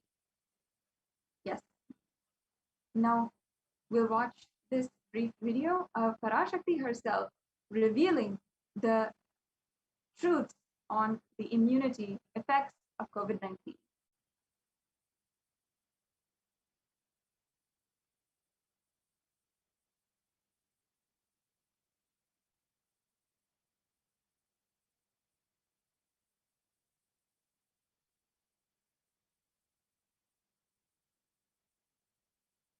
Sorry for the technical difficulties.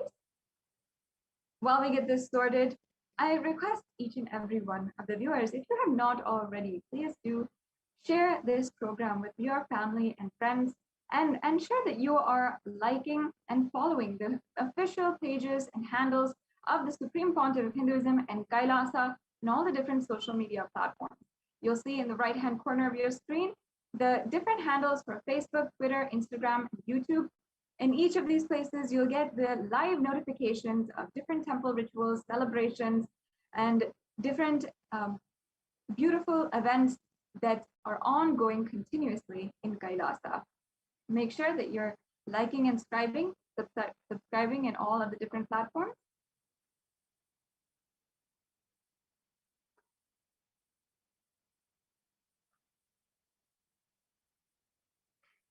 Yes, we can go ahead with the video.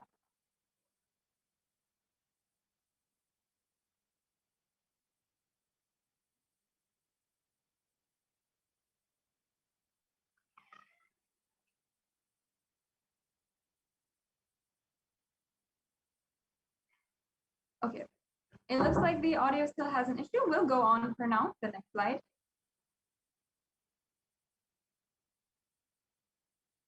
Yes.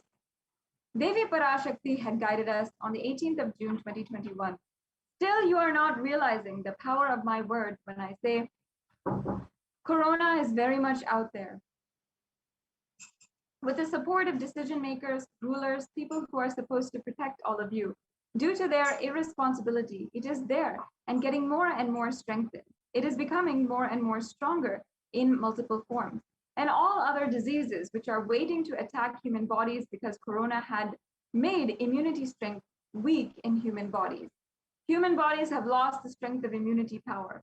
All the multi-layer after effects and side effects of this pralaya in political situations, economic situations, social situations, mental situations, in every level cannot be described. Wait, this year focused on keeping yourself alive. This extremely solidified and solidary guidance by Devi Parashakti tells us the most important thing that we have to protect during this time is our life and nothing else.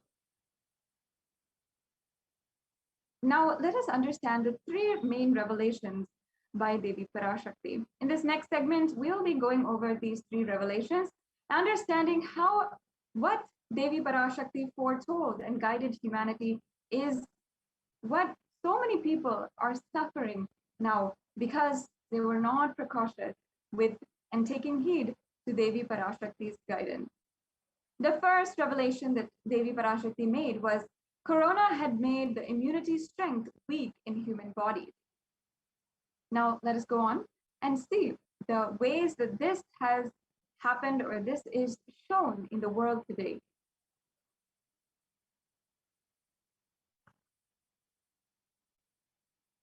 The next slide, please. Now, Devi Parashakti revealed on the 18th of June 2021 that Corona has made immunity strength weak in all human bodies. Human bodies have lost the strength of immunity power. And on Science Daily, which is a very reputable magazine which collects the most esteemed research from different universities and Ivy League and research universities, we are seeing how on June 29th, they published about the compromised immunity of COVID patients after they were diagnosed and some even who had healed from Corona. And it says here, of course, that new research suggests that a coronavirus infection alters the biomechanical properties of red and white cells, in some cases for months, a possible explanation for long COVID. Now, later on in this segment, we'll be understanding what is exactly long COVID for those of you who may not know. But here itself, we can understand that the coronavirus infection alters the biomechanical properties of red and white blood cells. Red and white blood cells are very much known as the building blocks of immunity and our autoimmune system. And here we're seeing how coronavirus is directly altering these biomechanical properties, the building blocks of the entire immune system. So what does that make our immune system? It absolutely compromises and makes our immune system naturally weak and unable to fend for itself, unable to do its job properly. The next slide, please. And again, we're seeing here the excerpts from the article where it says COVID-19 significantly changes the size and stiffness of red and white blood cells, sometimes over months. These results may help to explain why some affected people continue to complain of symptoms long after an infection. This being what is called long COVID. So the size and stiffness of red white blood cells is literally changing due to the COVID-19 virus. That means that the red and white blood cells are often becoming more and more susceptible to other viruses, to other variants, to other disease, even different things that will be naturally inside of us. The next slide, please. Now, Another article from the Academy of Medical Science says that the way the body defends itself against a virus is to recognize it and neutralize it. However, an article by Forbes explains that corona suppresses the immune system by disrupting the actions of the body's immune cells. This immunosuppression allows for a 2-week incubation period, which gives coronavirus enough time to attack the body. This is the exact modus operandi of the coronavirus, exact way that it disrupts the entire COVID virus and lives inside of our body for more time than even the test can detect it. The next slide, please. The graph below shows a typical timeline for someone who is suffering from COVID. So we can see that in the critical 48 hours after they have been exposed to COVID-19 is the incubation period. After that, the first week of onset is the prodromal period. And then after the second week, it is the acute period. And then the convalescence is in the second week of onset. The next slide, please.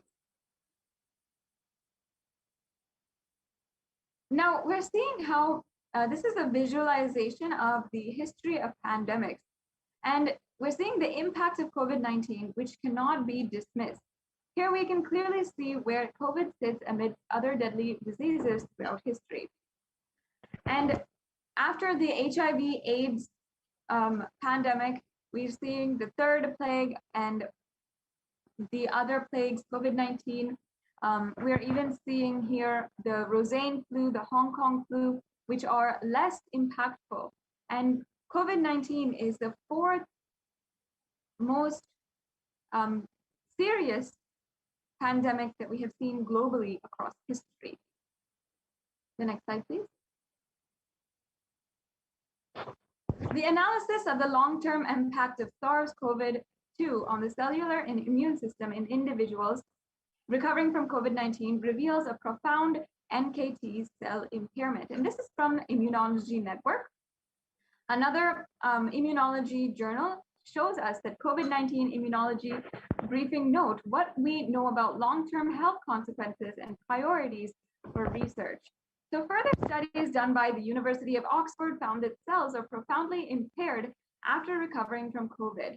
The British Society for Immunology has also claimed that effects of COVID are far beyond respiratory health, and it also affects our cardiovascular and renal system.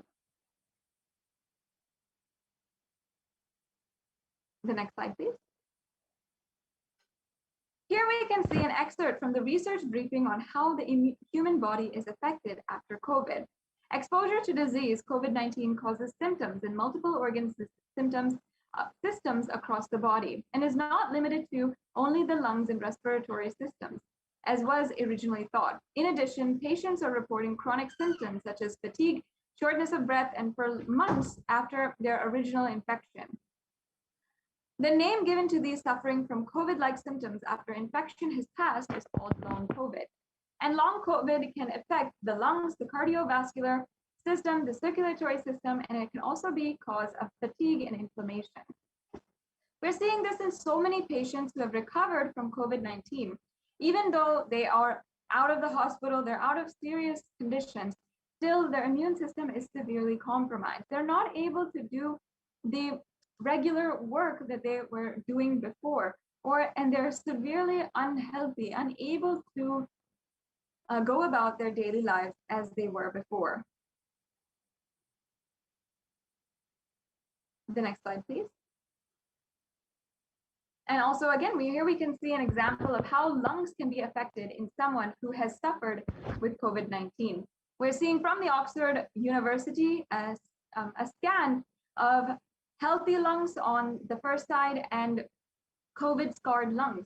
You can see some of the scarring, how the black has literally infiltrated into the golden parts of the lungs. And we see how the tissue literally being damaged. In the caption here, it says, in the scarred lungs on the right, there are much larger areas of darkness representing parts of lungs that are that are facing difficulty of transporting oxygen into the bloodstream. Now, this is an extremely serious side effect of COVID on our lungs.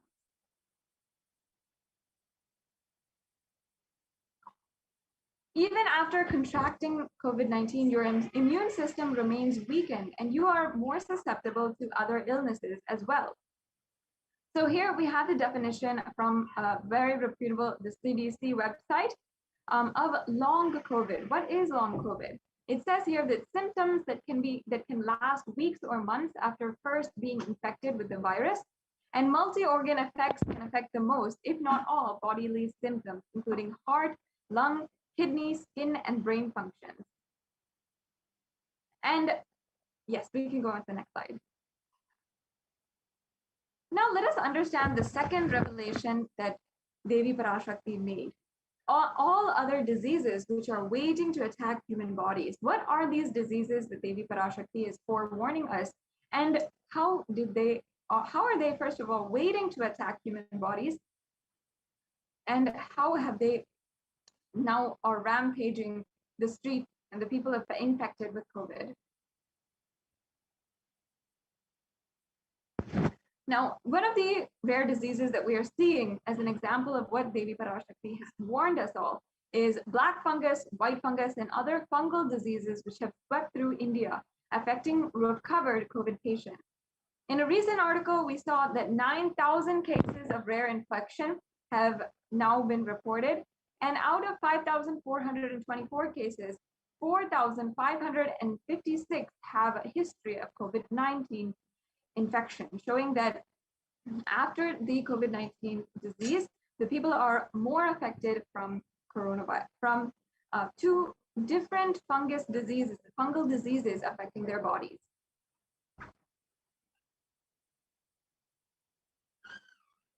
Now, black fungus, white fungus, and other fungal diseases, again, have swept through India. We're seeing some of the very terrifying visuals of the coronavirus infecting Indians across the country.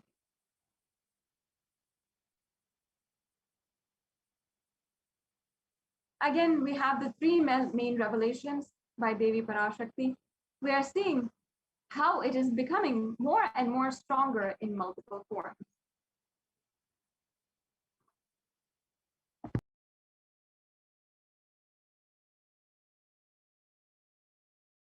Other variants of corona have also been recently discovered. And in many different news channels, we're seeing what are the India, Brazil, South Africa, and UK variants, how they're describing them. And there was a South Africa COVID-19 strain, and then they're saying the Kent virus variant on course to sweep the world. So many other variants have been shown. The next slide, please. And among these variants, many of them are even stronger than the original COVID-19 variant and virus that had originally started in 2019. So viruses generally mutate, but in the cases of COVID, we have seen them become more dominant. The table below here shows us the variants that have literally swept the world in new forms. In Kent, United Kingdom, there is the Alpha variant, in South Africa, the Beta variant, in Brazil, the Gamma variant, and in India, the Delta variant, which is affecting millions of people across countries. The next slide, yes. The dangers of these variants is further highlighted by the World Health Organization, where they categorize the Delta variant as the most highly transmissible variant of COVID-19. This article here by India.com indicates that the Delta variant was the primary cause behind India's second wave of COVID. And here it says, the World Health Organization has categorized it as one of a variant of extreme concern. The WHO has also continues to observe significantly increased transmissibility in this variant. This small infographic shows us the 4 variants that are currently circulating, and we can also see how many countries have been affected by this particular variant. So we have the alpha variant, where it is reported in 173 countries. The Delta variant, which is reported in 104 countries. The Beta variant, which is reported in 122 countries, and in 74 countries, the Gamma variant. And of course, today, the Supreme Pontiff of Hinduism even spoke about Delta plus the Lambda variants, which will cause another wave. And this is another warning that each and every one of us must take heed to now, before it is too late for us to protect ourselves. Devi Parashakti revealed that more than anything this year, if we are alive, it is a great thing.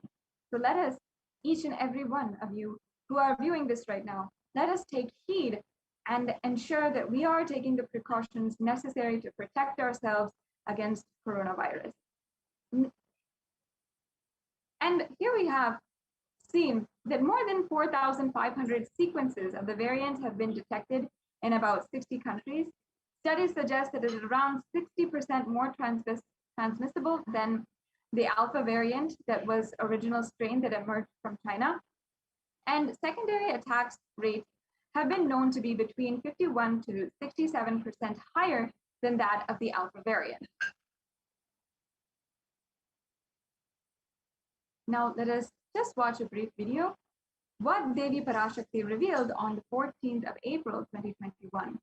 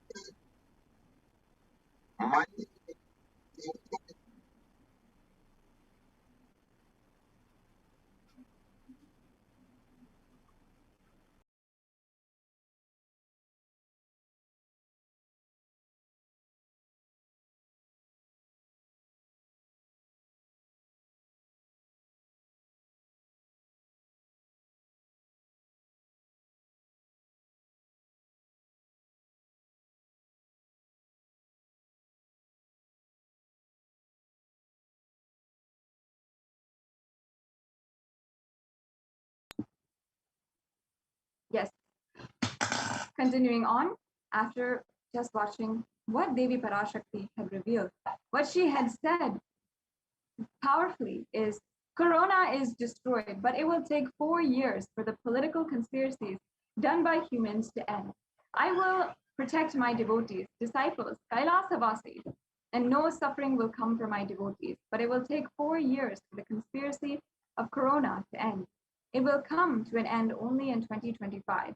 It is a conspiracy, a human conspiracy.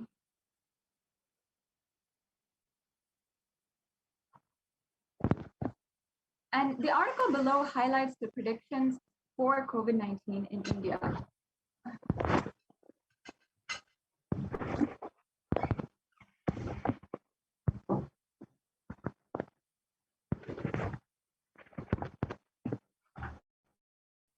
Here it says that the article continued to say that if a new variant was discovered, it would spread faster during this third wave.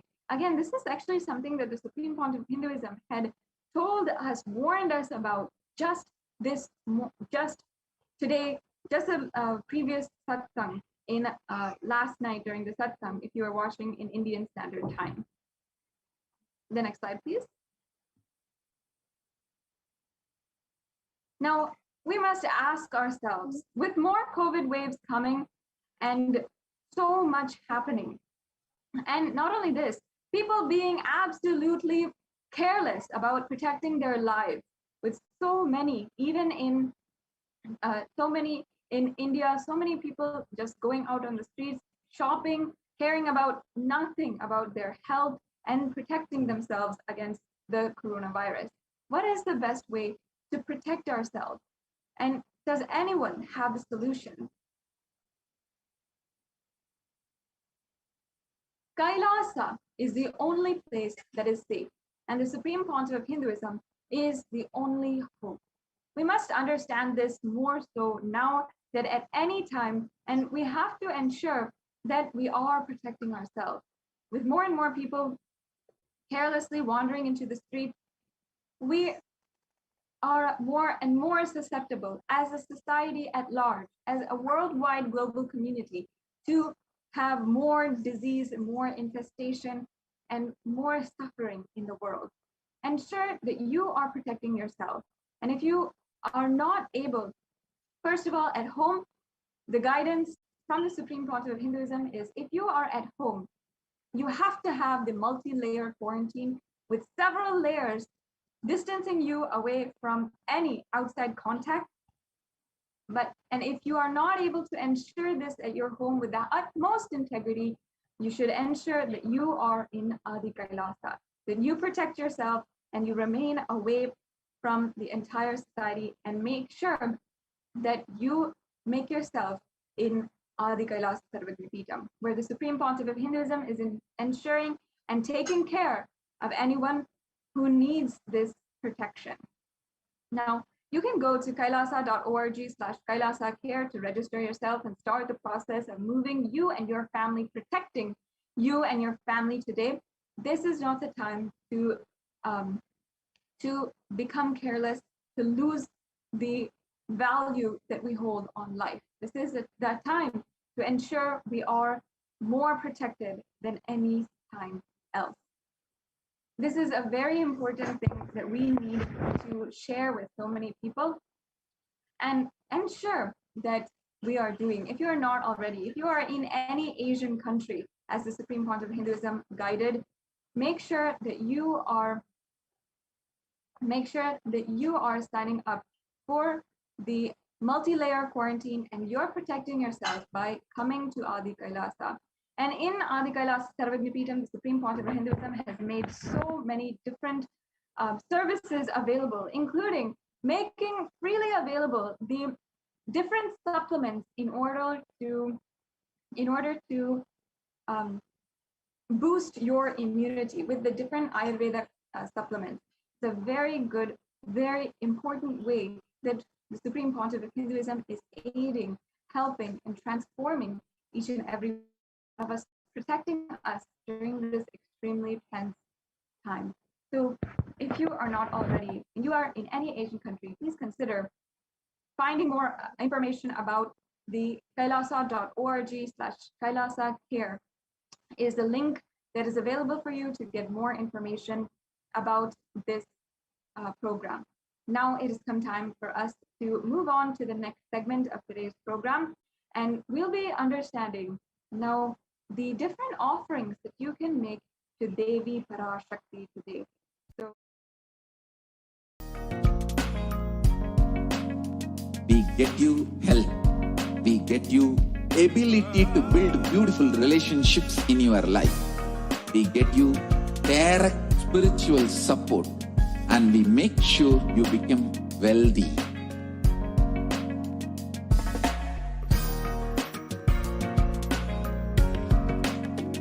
We won't stop giving you just good life.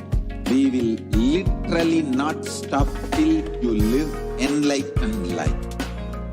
Manifesting the state of Paramashiva, space of Paramashiva, powers of Paramashiva, being of Paramashiva.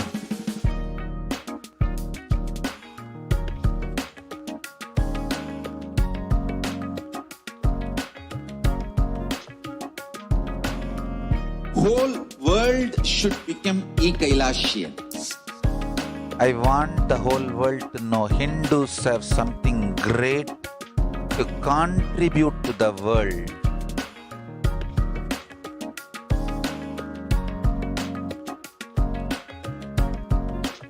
We have something great to contribute to the world. Let us do that.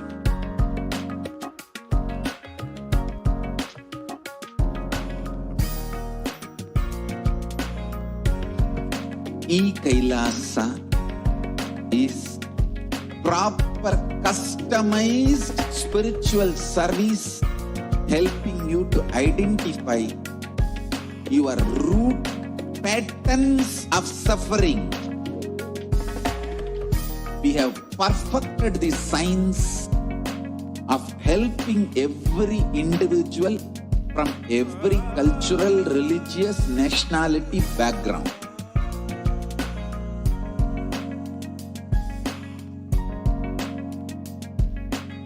You will have lowest reactionary assumptions, highest awakened response, alive response for life continuously.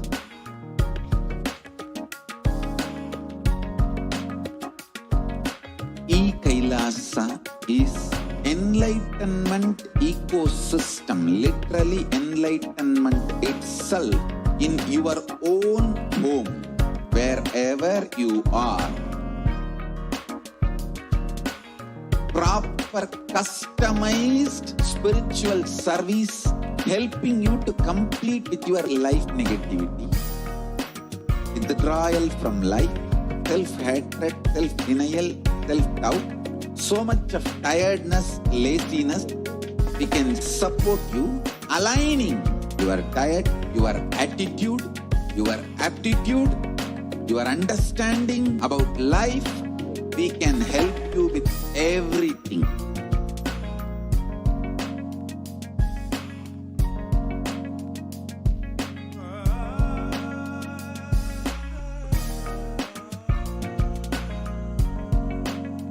If you are interested in enlightenment, we will immediately bring this to you.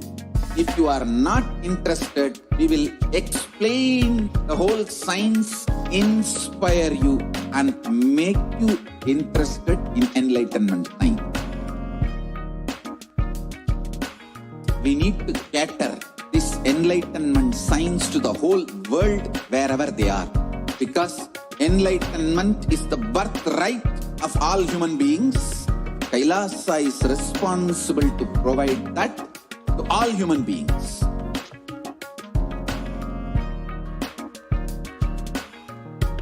Kailasa is the totality of the knowledge I received from my gurus and practice manifested in my life, perfected by teaching millions of people from all cultures, time zones, backgrounds, genders, nationality, race, from every creed.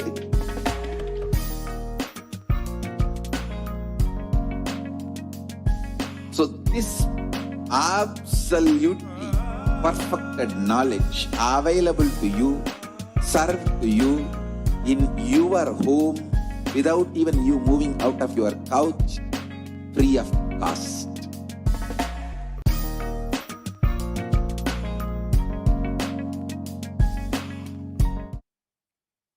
Nithyananda, welcome back to all of the viewers. In this next segment, we will be entering into understanding the array of exciting, most exquisite offerings that you can make to Devi Parashakti. Now, a part of our temple experience as Hindus, I'm sure each and every one of you might know how we go to the temple with the sincere love for our favorite deity, whether you love or enjoy Devi Meenakshi, Devi Kamakshi, or any of the Devi temples.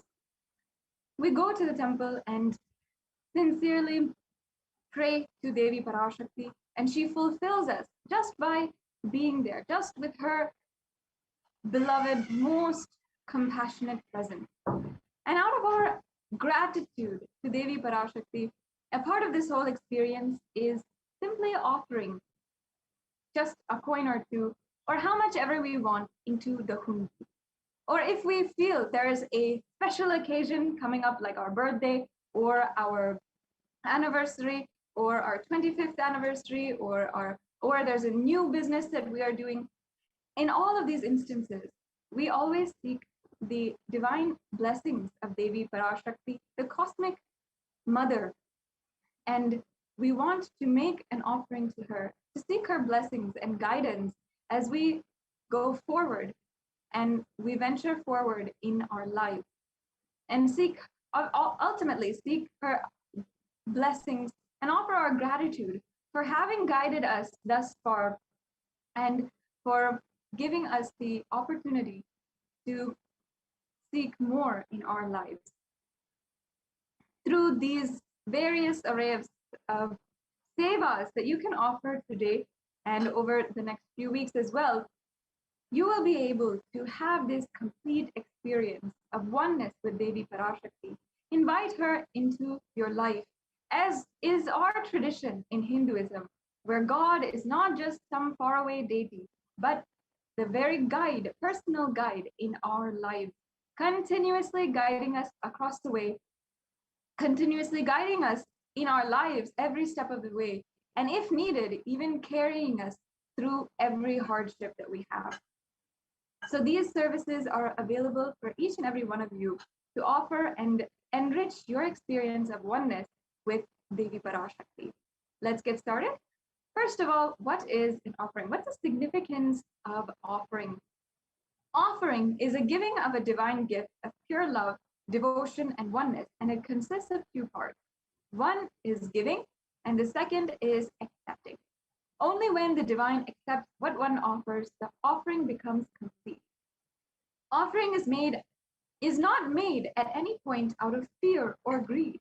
It is out of supreme gratitude to Devi Parashakti or to any divine cosmic being for having guided us thus far in our lives and for seeking their guidance again as they continue to be with us, bless us, and navigate our way in our lives. When an avatar, incarnation of Paramashiva, lands, the offerings are purely a part of the grand Leela played out for the only purpose of enlightenment.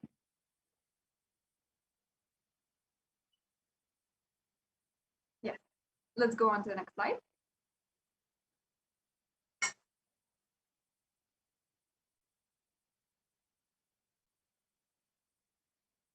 Now, I'll be chanting the Dhyana Shloka for Manonmani, the very loving, compassionate form of Devi Parashakti.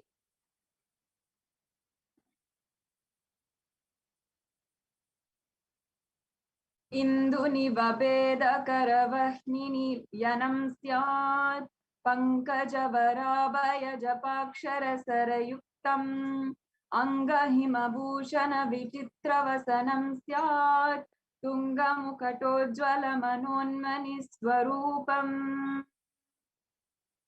And the English translation. Moonlight face holding the Vedas on hand and fire in eyes, with lotus flower gracing and blessing hands, and one hand with the japamala, beautifully decorated with jeweled ornaments in wonderful clothes and shining bright crown. Her name is Manonmani. The next slide, please. Yes. Now, the next Dhyana Shloka of Manonmani. Dhyaye devim trinetram shashini bhavadanam vedahastam dadanam savye padmam varadam apare chabhayam chakshamalam divyeravarana vibhushitatanum brahmadipi pujitam devimeva manonmanim pratidhinam kamatra dhatrim shubham.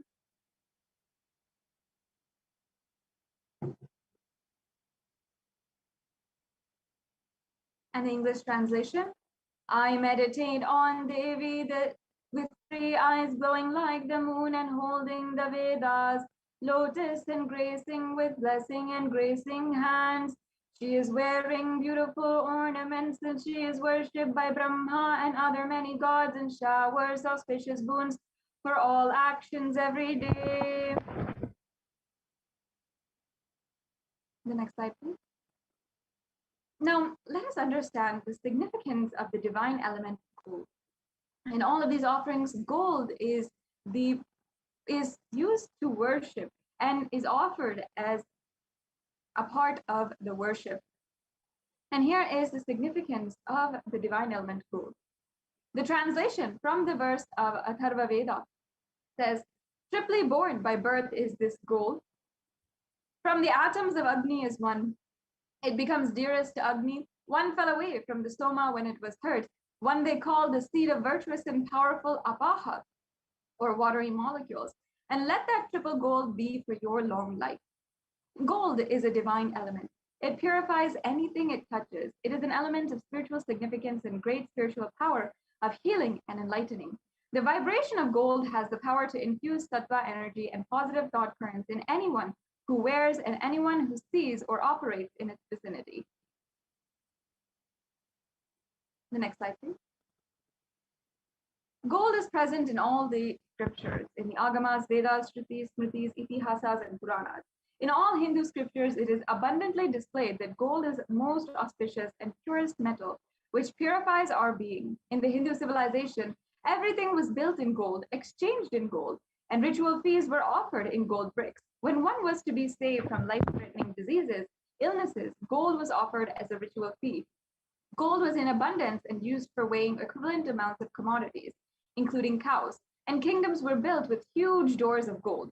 The streets would have huge columns and huge archways made of gold, and horses and cows were dressed in gold.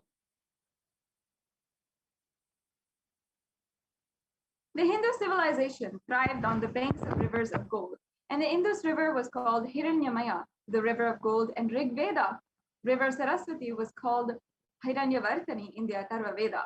Gold is the supreme element for offering gifts to one you love and revere. Temples are constructed and paved in gold. Deities are made in gold and decked and adorned in gold. And because it preserves the Enlightenment energy for thousands of years, it lasts literally forever. So now let us enter into the first offering that we have to make available for each and every one of you today. That is the E-Hundi offering. Let's now chant the pramana for this offering. Bhakti Priya Bhakti Gamya Bhakti Vashya Bhayapaham Shambhavi Sharadaradhya Sharvani Sharmadayini. And the English translation, Devi is fond of true devotion and is realized through true devotion. She can be won over through true devotion and she removes all fears.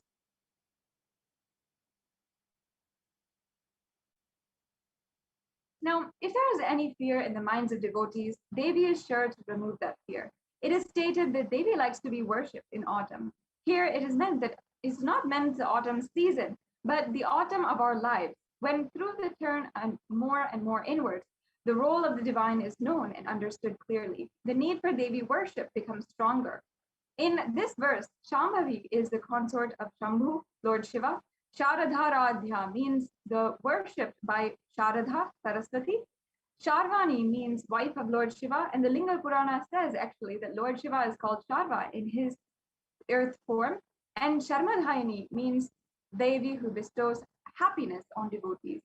And this is extremely easy for you to achieve. If out of gratitude you'd like to offer the E-Hundi offering, it is a very easy, quick donation that you can make right now. Even if you are watching through YouTube, you can pay through the YouTube super chat as well. The next slide, please. The next offering is the Sankalpa chanting. I'll just explain the Shastic reference for this in the English translation. The goddess enchants this universe and she herself gives birth to this universe. The goddess being prayed without any interest in anything that gives. She gives knowledge that leads to salvation and gives wealth in the materialistic sense. Now, if you have a conscious resolution that you'd like to declare, you can receive the blessings and the guidance of Devi Parashakti with all fruition and for your desires and wishes which you are yearning for. This is a very easy offering that you can do as well. And if you're wanting to make any of these offerings and go ahead and proceed to the next steps, you can go to tiny.cc/Devi offering.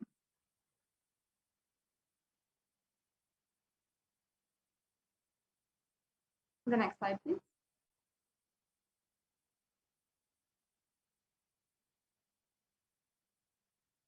Now, the next offering is the Sahasranama Swarna Kastu. And in the Lalita Sahasranama, verse 731, the Sahasranama Swarna, the Devi is described as Nama Parayana Prita, which means she who likes the repetition of her various names. This is the offering of 1008 names of Devi Parashakti, and it's a very special and unique archana offered to Mahameru of Devi Parashakti. You can offer a gold coin inscribed with each of the names of Devi Parashakti to receive the blessings, to have the Ananta Kalyana Guna, all the divine qualities of Devi Parashakti. The next slide, please. The next offering is the Mukta Anguti. I'll just chant the pramana for the Mukta Anguti. Actually, in the Mukta Anguti is the finger ring with a pearl. And pearl is very much beloved by Devi Meenakshi. And often we do the decoration out of pearls, the sacred adornment out of pearls. And so we offer pearls, pearl necklaces, pearl mala to Devi Meenakshi, as it is her favorite different gemstones. So let me now chant the pramana. Muktaharanala satkirita ruchiram purnendu vakrabham shinjanno purakinkini manidharam padma prabhavasuram sarvabhita phalapradam girisutam vani rama sevitam Meenakshi pranatosmi santatamaham karunyavaranidin. It says, I bow down to the goddess Meenakshi, whose crown has garlands of pearls and face shining like a full moon, who wears anklets that are studded with gemstone and has small bells, who is shining like the splendor of lotus, who grants all the wishes, the daughter of the mountain, who is worshipped by goddess Vani and Rama. I remain ever bowing to goddess Meenakshi, the ocean of compassion.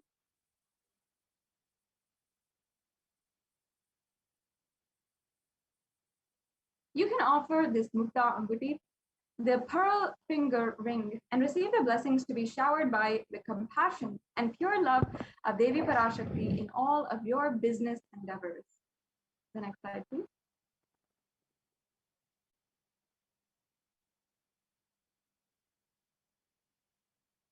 The next offering is the Swarna Padma Pushpa. Actually, all the kalashas it is told in the Kamic Agama that all the kalashas should be wound around with suitable thread and covered with new cloth, and they should be adorned with lotus flower made of gold. And in the Vedic traditions, we can go on to the next slide. In the Vedic tradition, the gold lotus is very powerful and has so many scriptural references for using lotus in the worship of Paramashiva. Almost everything in the worship of the ultimate involves the consecration of deities, and worship or meditating on mudras and asanas used during the worship involves the lotus flower, lotus leaf, the lotus pericarp, and lotus petals. The lotus is divine flower. And in fact, even the Shakti of Paramashiva is also called lotus, and the base of the Paramashiva linga is called the lotus, and the disciple of Paramashiva is also considered as a lotus who is about to bloom. So you can offer the gold lotus in any size that you want, and you will achieve the state, space, and powers of and being of Devi Parashakti.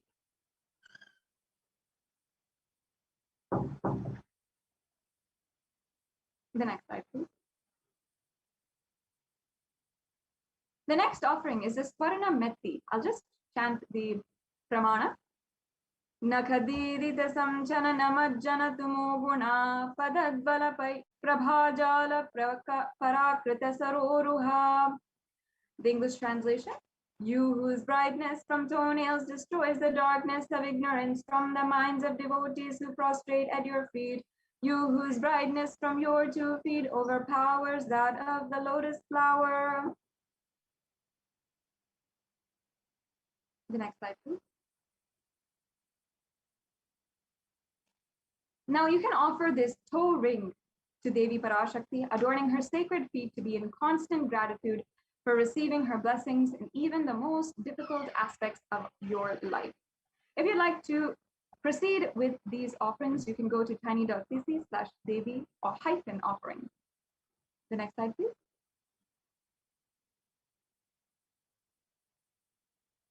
The next offering is the Swarna Mangtika. In one of the references, Devi is also described as the Shuddha Sarabi Varshani, meaning she who makes the nectar flow in all of our nerves from the Sahasrara, she who gives a very pleasant experience of the ultimate. The Mangtika represents the nectar flowing from the Sahasrara Chakra. Sahasrara Chakra meaning the 1,000-petaled lotus at the crown of the head. And when it is fully opened, it is 1,000 petals. And when the nectar is dripping from the 1,000-petaled lotus, it is represented by the Mangtika. The next slide. So you can offer this Mangtika to experience and receive the blessings of Devi Parashakti for achieving the blissful state of overflowing gratitude and the space of complete completion.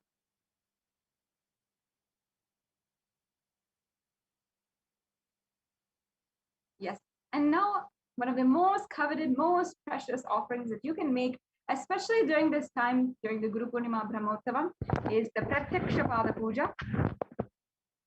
I'll just chant the pramana. Nakadiditi samchanana majjana tamo guna padadvaya prabhajala parakrita saroruha. The illuminating splendor of Devi's toenails dispel the darkness of ignorance. In the devotees prostrating at her feet defeat the lotus in beauty. Now, shloka number 83 of the Soundarya Lahari, which states that the nails that have been sharpened by constantly being touched by the crowns of celestial beings who always prostrate before Devi. Tamoguna is actually considered as darkness. And in this stotram, the tamas is indicative of darkness and ignorance in the minds of devotees. And by constantly prostrating before Devi, their ignorance is removed and they attain knowledge. Offering the Pratyaksha Pada Puja blesses the Yajaman with all auspiciousness and blessing of the Supreme Pontiff of Hinduism.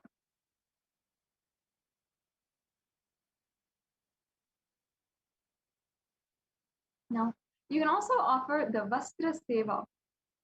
This is the offering of the sacred cloth for the Supreme Pontiff of Hinduism. These offerings for the Supreme Pontiff of Hinduism as the incarnation of Paramashivoham are especially unique, especially during this time of Guru Purnima Brahmotsavam. We are just about to begin the Guru Purnima Brahmotsavam in Kailasas across the world. This Brahmotsavam is a very special time where you can offer your gratitude to the Guru. Guru is the most renowned and most worshipped figure in Sanatana Hindu Dharma, even more than God themselves, because Guru is the guide for us to achieve the space of God. And Guru is nothing but the statement of God. Because of this, the Guru Purnima is celebrated every year around this time at the auspicious time. And we, all Hindus across the world, celebrate and worship our Gurus. It is a sacred lineage, the sacred Guru Parampara, which has protected and brought down the sacred traditions of Sanatana Hindu Dharma until today, and without whom we would not be able to celebrate Sanatana Hindu Dharma as we are today across the world. So ensure that you are considering making an offering today for Guru Purnima. The next slide, please. Now we have a summary of all of the offerings that you can make today, including the e-hundi offering, which you can make for any amount right on the YouTube super chat, the Sankalpa chanting, the Devi Sahasranama Kasu, the Mukta Anguti, the Swarna Padma Pushpa, the Swarna Metti, the Swarna Mantika, the Pratyaksha Pada Puja, and the Vastra Seva. So all of these are the offerings that you can make today. And if you are ready for making the offering, if you are ready to even register yourself and make the payment, you can go to tiny.cc/baby-offering. But if you are not yet ready, you want help manifesting, you feel that, yes, I do want to make these offerings in my life, I do want to express my gratitude towards Paramashiva during Guru Purnima or to Devi Parashakti for manifesting so much in my life. If you feel like this, then you can still register and make your intention to make an offering today. The next slide, please.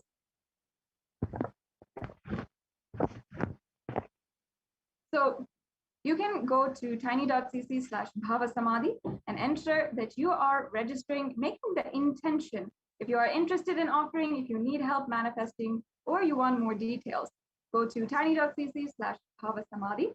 And the online payment, if you are ready to make the offer, the seva today, you can proceed to tiny.cc/baby-offerings. And you can also, after the payment, make sure, do not forget to fill out the Sankalpa 2021 form. This form ensures that all your names and your family's names are chanted out during the puja, and we'll be asking for your family's names, your different details for the puja. And this is a very simple process for you to make these offerings today. And remember, there is also Guru Purnima Brahmotsavam coming up. Now I request the volunteer, if you can also go to the link tiny.cc/baby-offerings. We can see what that link looks like and just start guiding each and every one of you about how to make the payment.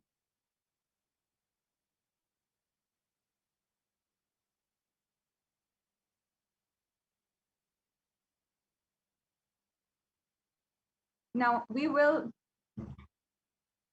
guide each and every one of you. If you have questions about how to make the payment, what you can do, what is the steps, then we will get back with you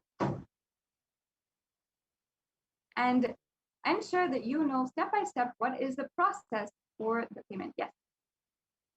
Yes, as you can see here, we have the payment links. This is the tiny.cc/baby-offerings payment link. And you can see that you can just choose an option and you'll see all of the sevas that are made available today. And once you choose that, you can go to the next steps. You can proceed for checkout. Yes, you can choose any one of the offerings. Add that to your cart. And then proceed to checkout. And then you'll be able to fill out your billing details and all the other details needed in order for you to make this offering today. So after you made your payment, make sure that you're filling out the Sankalpa 2021 form. This is another very important step. Sankalpa 2021 form is just a quick form where you can fill out for filling out your names and your family members' names, and your names will be chanted during the puja.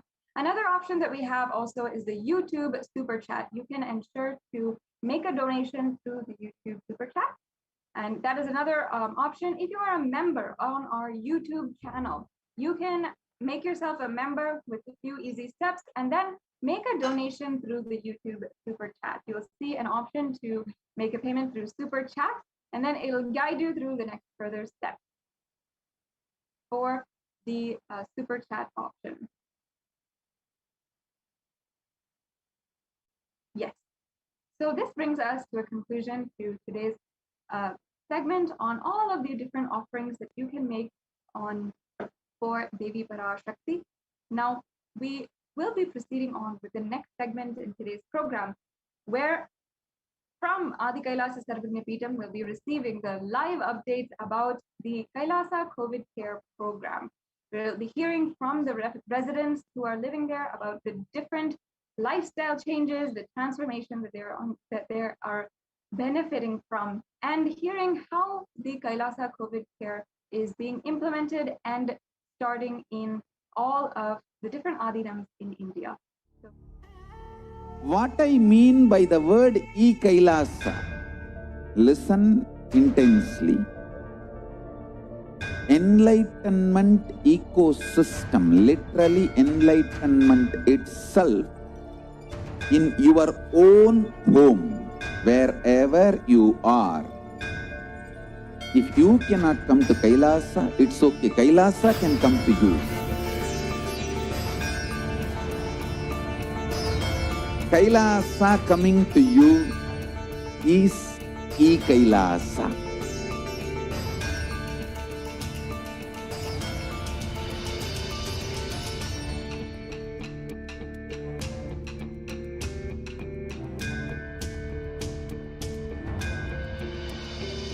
I will revive Hinduism.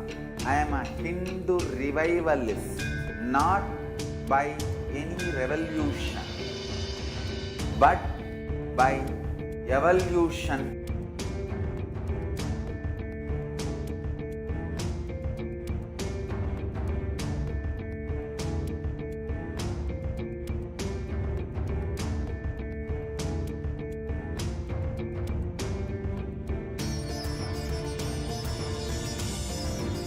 And setting model communities.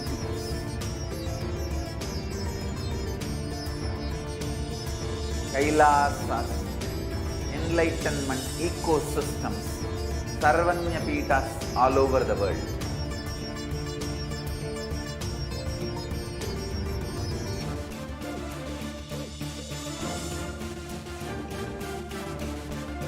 All powerful cognition, knowledge, only when you live, power manifestation and possibilities manifestation happens. This is a fundamental truth.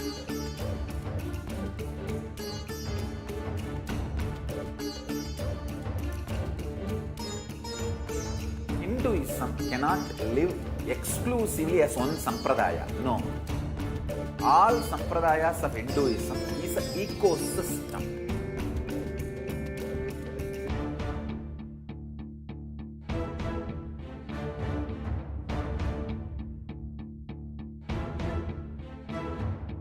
So don't keep quiet thinking that if one sampradaya is attacked, only that sampradaya is going to be affected.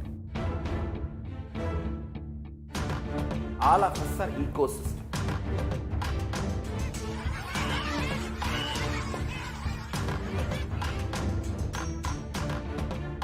I invite all of you to get involved and enjoy Hinduism by the principle of Dharmo Rakshati Rakshitaha. When you protect Dharma, Dharma protects you. We will make the whole planet flourish spiritually, the spiritual prosperity. Will happen to the whole planet Earth. We all have to coexist together.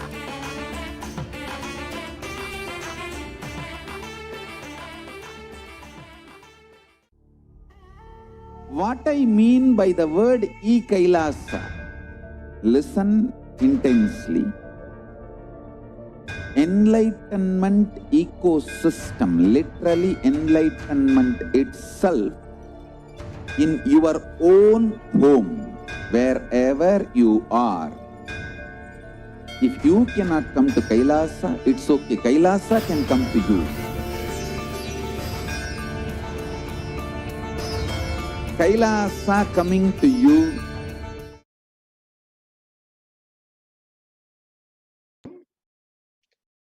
Nithyanandam, and welcome to today's Kailasa's multi-layer quarantine opportunity in India during this COVID-19 pandemic.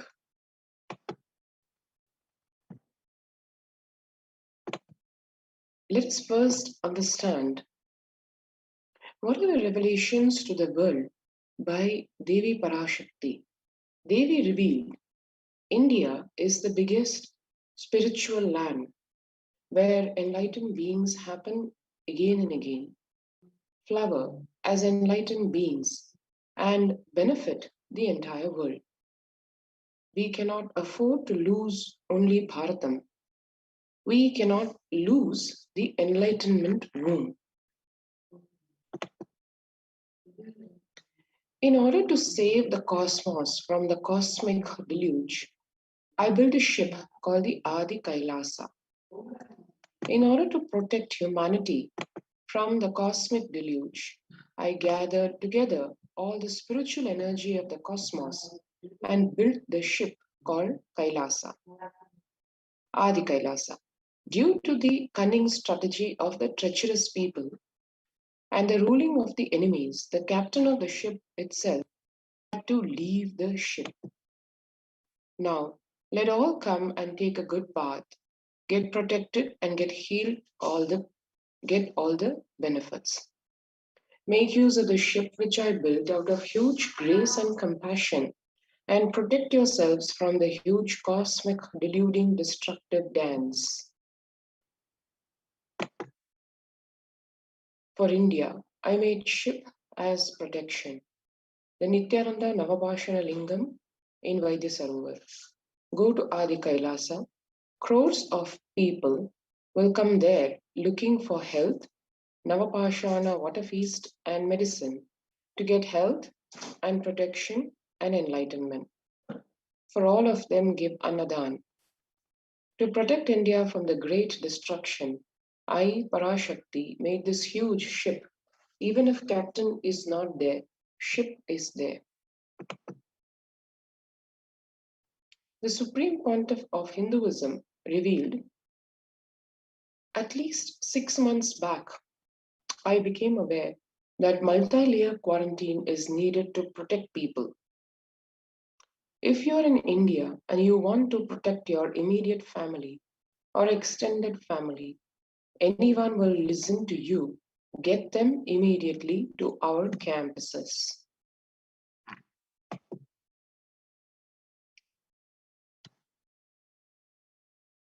Why so? Why are these revelations made by Devi Parashakti, by the Supreme Pontiff of Hinduism? If one sees the statistics of the world in the last couple of months, couple of weeks, the numbers are only increasing. The curve is something which even does not even talk of a fall. The cumulative numbers of the deaths around the world within a day, within a week, within a month is just increasing. And as the Supreme Pontiff of Hinduism said in the satsang, just the last satsang that was made, one can see how the whole world literally reeling not only under the pandemic, but also under the collective delusion of thinking that the corona pandemic is either over, reducing, and hence people taking to the streets, visiting malls, making purchases, when actually the world as of 2021 is, as we're going to see in the next few slides. Coronavirus live updates, where one can see almost close to 1 lakh cases in India, 3,000 plus deaths in just one single day. The various states in India facing, like Maharashtra, seeing over 10,000 cases, almost 500 deaths. This metro of Mumbai reporting about 700 infections.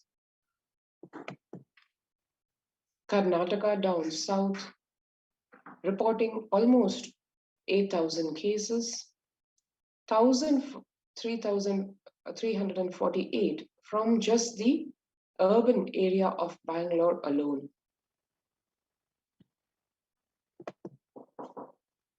And one can see here 562 black fungus cases in Bihar, 76 deaths. The center, on the other hand, refuting the Economist report on underreporting of deaths, calls it misinformed.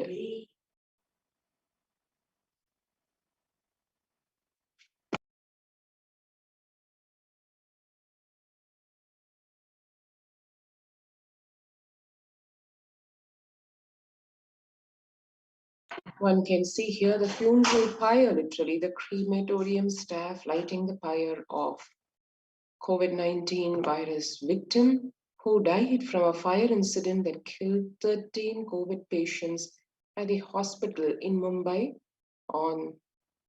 in April of this year. One can see here where the news where India on Saturday refuted a report by The Economist which claimed that the country's toll due to COVID-19 would be 5 to 7 times higher than the official number. The Union Health Ministry said that the article is without any basis and seems to be misinformed. Now one can see here international articles reporting that the death toll, which the numbers which the government is giving, are actually not accurate, but the actual numbers being 5 to 7 times higher, and the government debunking this or refuting this report. And without the coronavirus, that is, barring the deaths directly due to coronavirus, the deaths that are happening because of the reduced immunity of the body, as the Supreme Pontiff of Hinduism, Bhagwan Nithyananda Paramashivam, revealed in the stark truth yesterday, that it is not just that a death or a saving happening from the coronavirus, but the virus leaving the survivors with internal organs damaged, which takes a lot to recover. And how the Supreme Pontiff of Hinduism has to do a huge job in protecting his devotees who have contracted this virus, and how it leaves one in a completely, practically debilitated state of immunity. And what that results in is severe proneness to various fungal infections. For example, one of the early fungal infections that took away lives, killing, as we can see, over 2,000 in 3 weeks, and the number of deaths increasing, growing to like 150% to more than 30,000 by the killer black fungus, a serious fungal infection being reported mostly among those patients who are suffering from diabetes or immunocompromised as a post-COVID complication. So one can see the coronavirus leaving the body, especially for the people with comorbidities like diabetes, hypertension, leaving the body in extremely vulnerable state where naturally occurring fungi are able to infect the body and literally kill the person. In hospital in Patna, in the northern state, Indian state of Bihar, literally the doctors removed a cricket ball sized black fungus from the brain of a 60-year-old man. Such a complicated surgery that lasted for nearly 3 hours, and the patient was then just about recovering.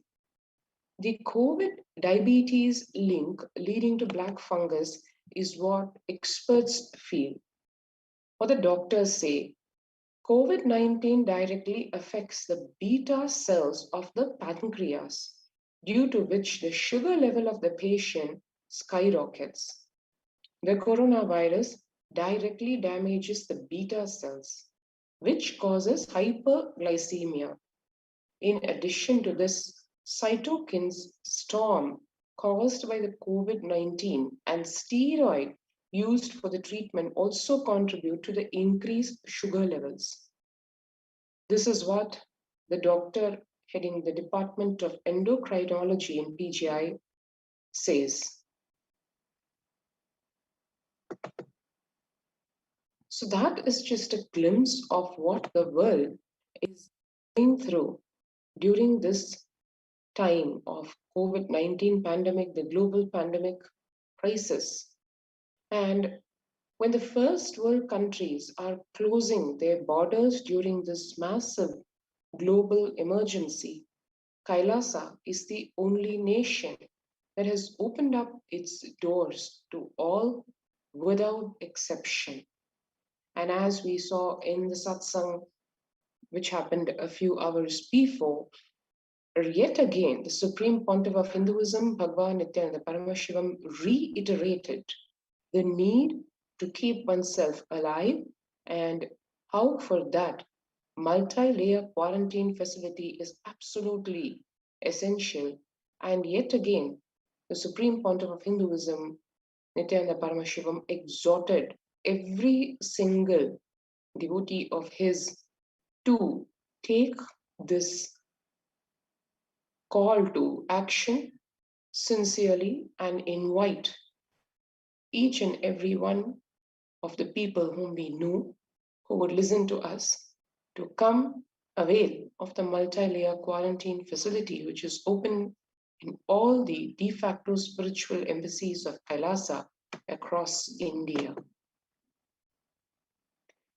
The free COVID care centers opened across India include over a dozen, which include Adi Kailasa in Vidadi, Bangalore, Salem Adinam in Tamil Nadu, Tiruvannamalai Adinam in Tamil Nadu, Rajapalayam Adinam in Tamil Nadu, Puduvai Adinam in Puducherry, Pattanam Adinam in Tamil Nadu, Siragapadi Adinam in Tamil Nadu, Sripuram Adinam in Hyderabad, Madurai Adinam in Tamil Nadu, Avathipalayam Adinam in Tamil Nadu, Hosur Adinam in Tamil Nadu, Baroda Adinam in Gujarat.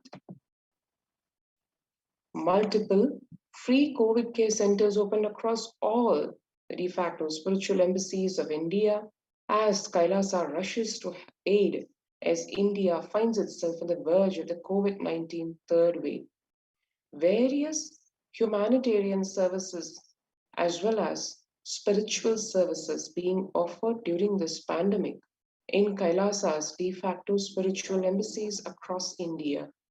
And to support all this at its very core are the cosmic revelations on the global pandemic, which as we have been blessed with by the Akashic readings of Devi Parashakti, as well as the satsangs revealing the deeper and deeper aspects of life, especially in the light of this COVID-19 pandemic by the Supreme Pontiff of Hinduism, Bhagavan Nithyananda Paramashivam.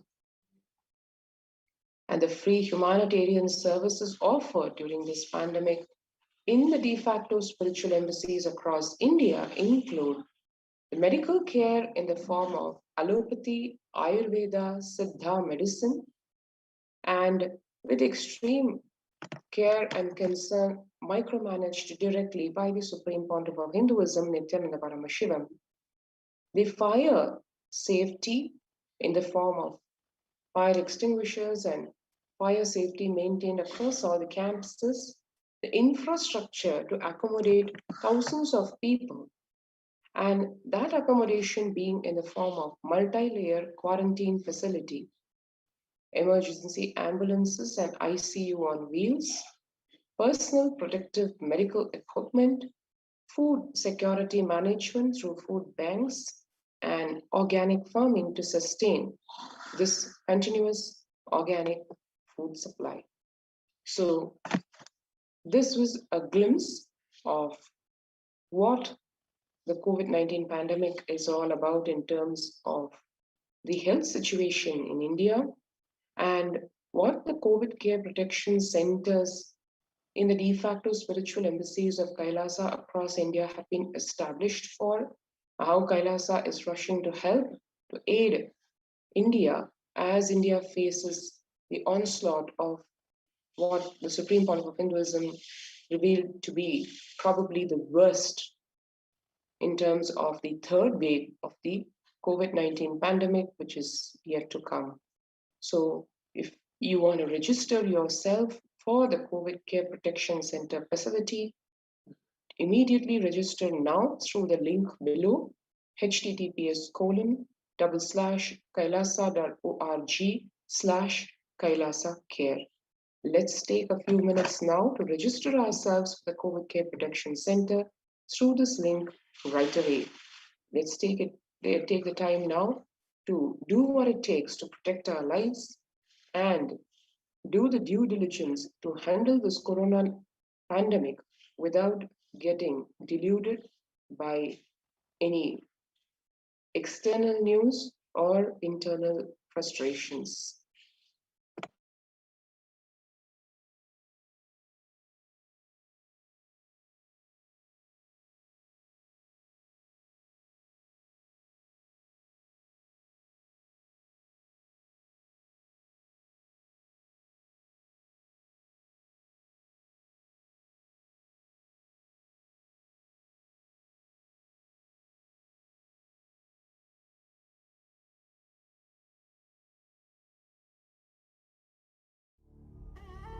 What I mean by the word Kailasa, listen intensely.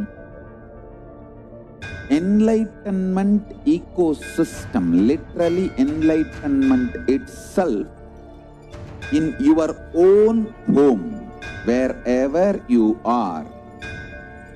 If you cannot come to Kailasa, it's okay. Kailasa can come to you. Kailasa coming to you is Kailasa.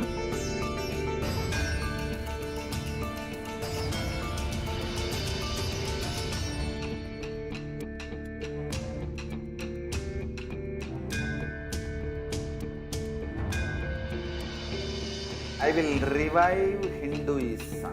I am a Hindu revivalist, not by any revolution, but by evolution.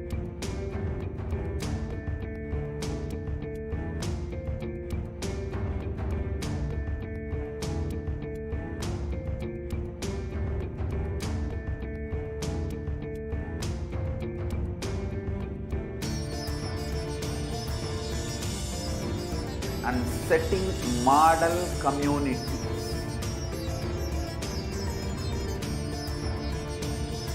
Kailasas, enlightenment ecosystems, Sarvanya Peethas all over the world.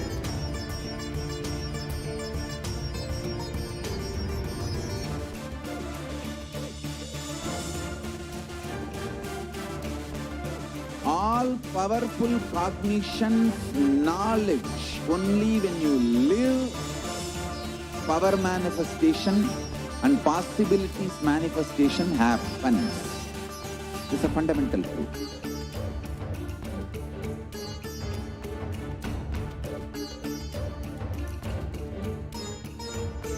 Hinduism cannot live exclusively as one sampradaya. No.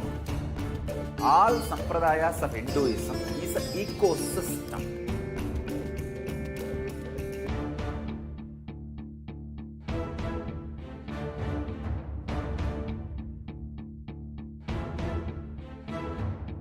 So don't keep quiet thinking that if one sampradaya is attacked, only that sampradaya is going to be affected. All of us are ecosystem.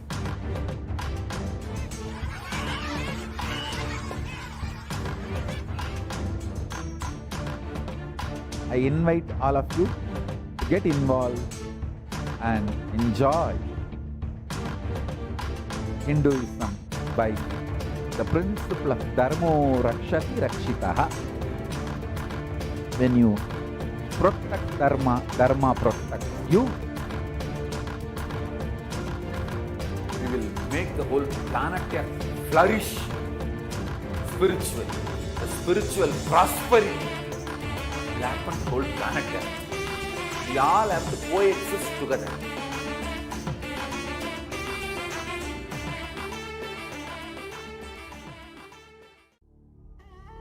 What I mean by the word Kailasa, listen intensely. Enlightenment ecosystem, literally enlightenment itself, in your own home, wherever you are. If you cannot come to Kailasa, it's okay. Kailasa can come to you. Kailasa coming to you is Kailasa.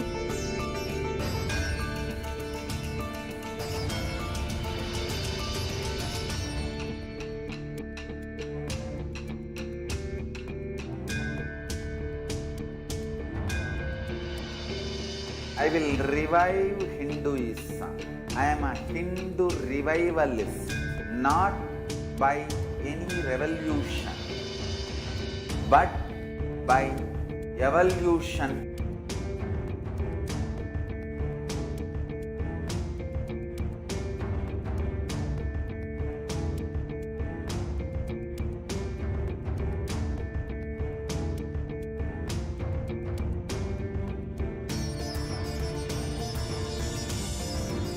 And setting model communities.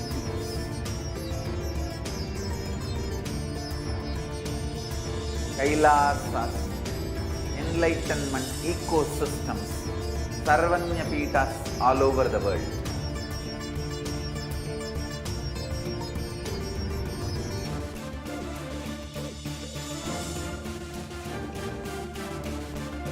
All powerful cognition, knowledge, only when you live, power manifestation and possibilities manifestation happens. This is a fundamental truth.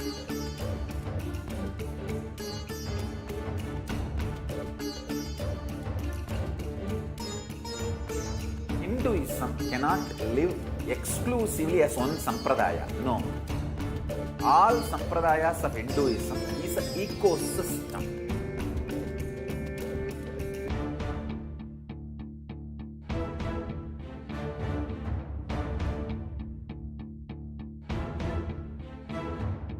So don't keep quiet thinking that if one sampradaya is attacked, only that sampradaya is going to be affected. All of us are ecosystem.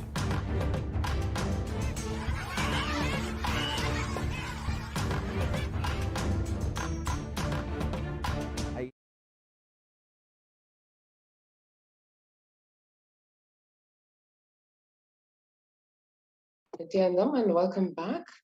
And now we're going to witness something very historical that has been recorded in the annals of history. What Devi revealed about the Adi Kailasa ship. What she said, the ship that was made 12 years back to save humanity from the deluge, the cosmic deluge that it is going through today. What is that ship all about?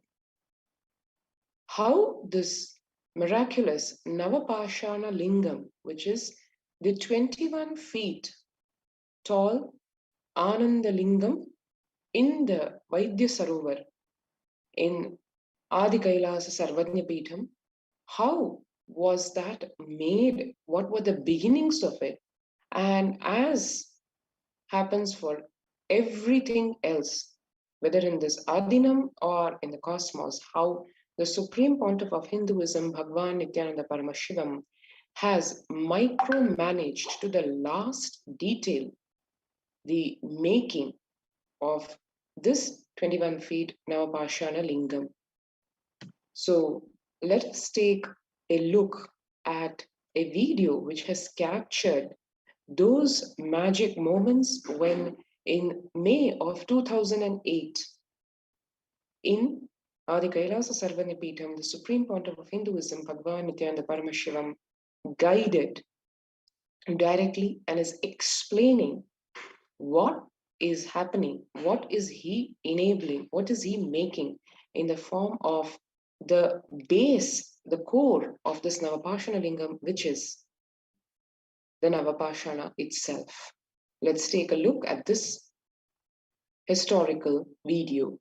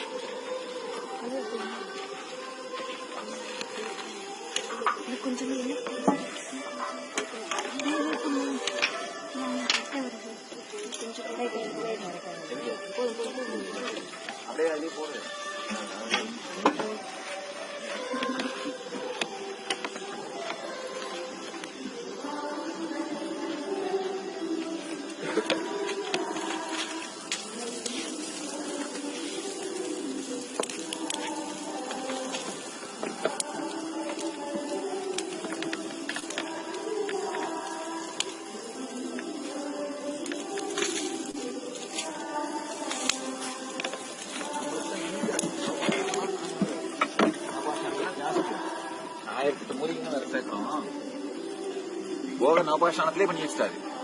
அந்த நவபாஷாணத்தோட 1008 மூலிகைகளையும் சேர்த்து பண்றோம். சேர்த்து சுதாமூர்த்தியா பண்ணி வைக்கிறோம்.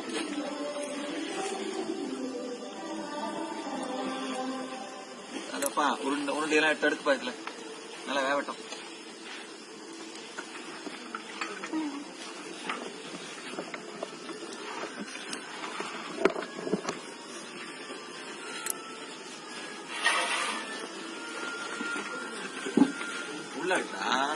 உள்ள அடுக்கு மேல அடுக்கு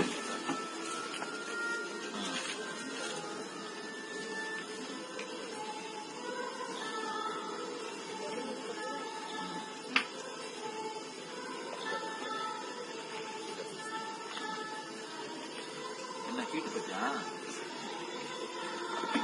அந்த நெருப்பு போய் அவளை வீட்டு இருக்காரு. இந்த நெருப்பு பையன் கட்டிட்டா இருக்கணும். காரணம் எரிஞ்சது எரியுது. சாம்பலாக்கணும். குடம் போடுறதுக்கு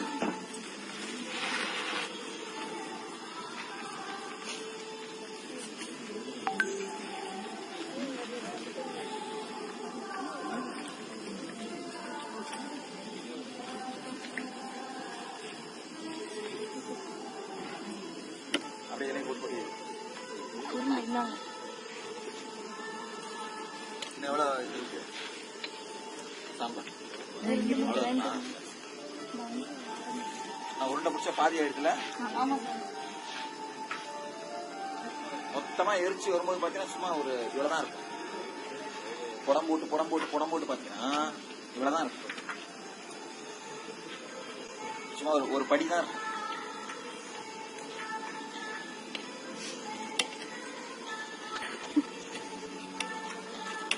பருப்பு எத்தனை அதுல முக்கா சாம்பல் இருந்ததுல அதை புடம் புடிச்சிட்டீங்க. இவ்வளவுதான் இருப்பாரு. எல்லா உருண்டையும் அடிக்கிறீங்களா?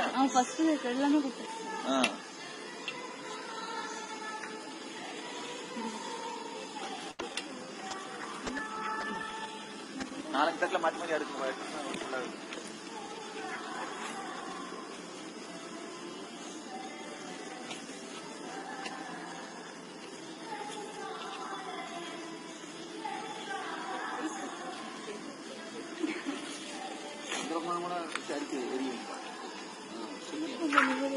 பூத்து வருது பாத்தியா? அந்த சாம்பல் இருக்கு பாரு, அந்த மாதிரி மொத்தமா வேணும். அதுக்கப்புறம் திரும்ப அதை நெய் ஊற்றி இப்ப ஜலிச்சு திரும்ப அதை நெய் ஊற்றி உருண்டை பிடிச்சி எரிக்கணும்.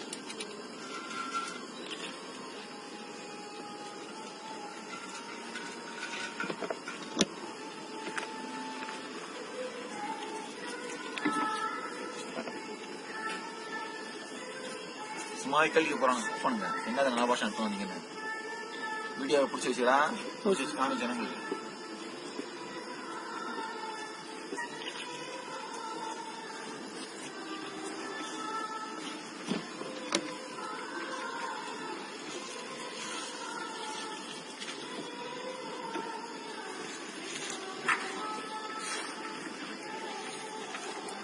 அதுன்னு பார்த்து பிடிக்காங்க முடிச்சுட்டு செப்பு பிராஸ் ஏதாவது பார்த்து வச்சு அதில் பிடிங்க.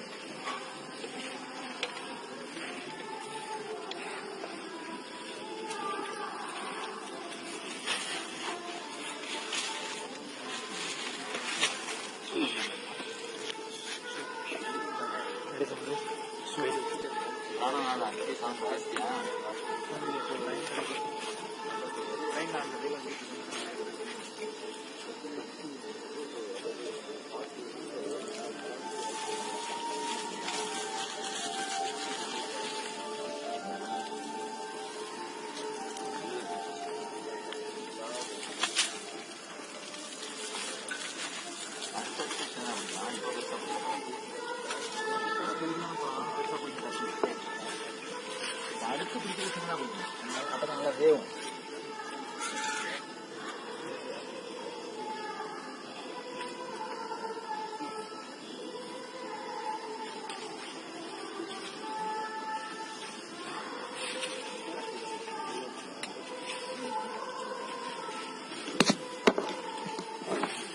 போட போட சாஃப்ட் பார்ட்டிகிள்ஸ் மாதிரி இருந்தா அப்ப என்ன ஆகும், குழைச்சோம்னா அப்படியே கப்புன்னு சில பிடிச்சிடும்.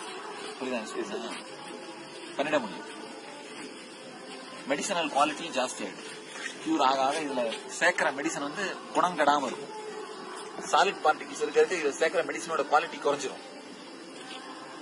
மெடிசன் பேஸ் தானே இது.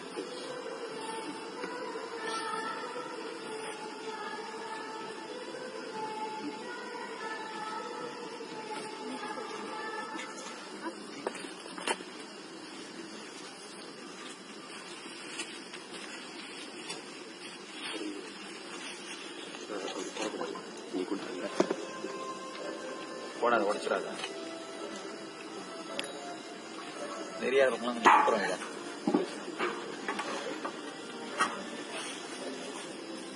என்ன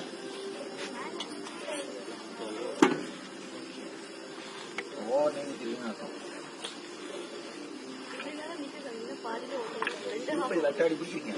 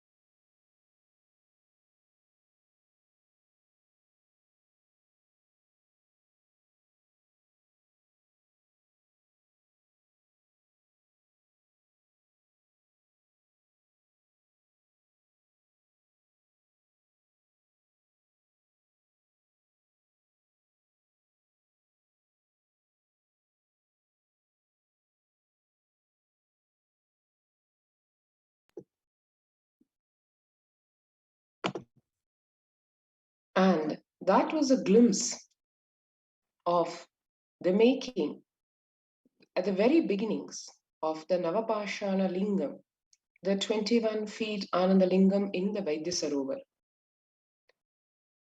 That is the Adi Kailasa ship that Devi Parashakti revealed about, where, as she said, even though captain is not there, ship is there.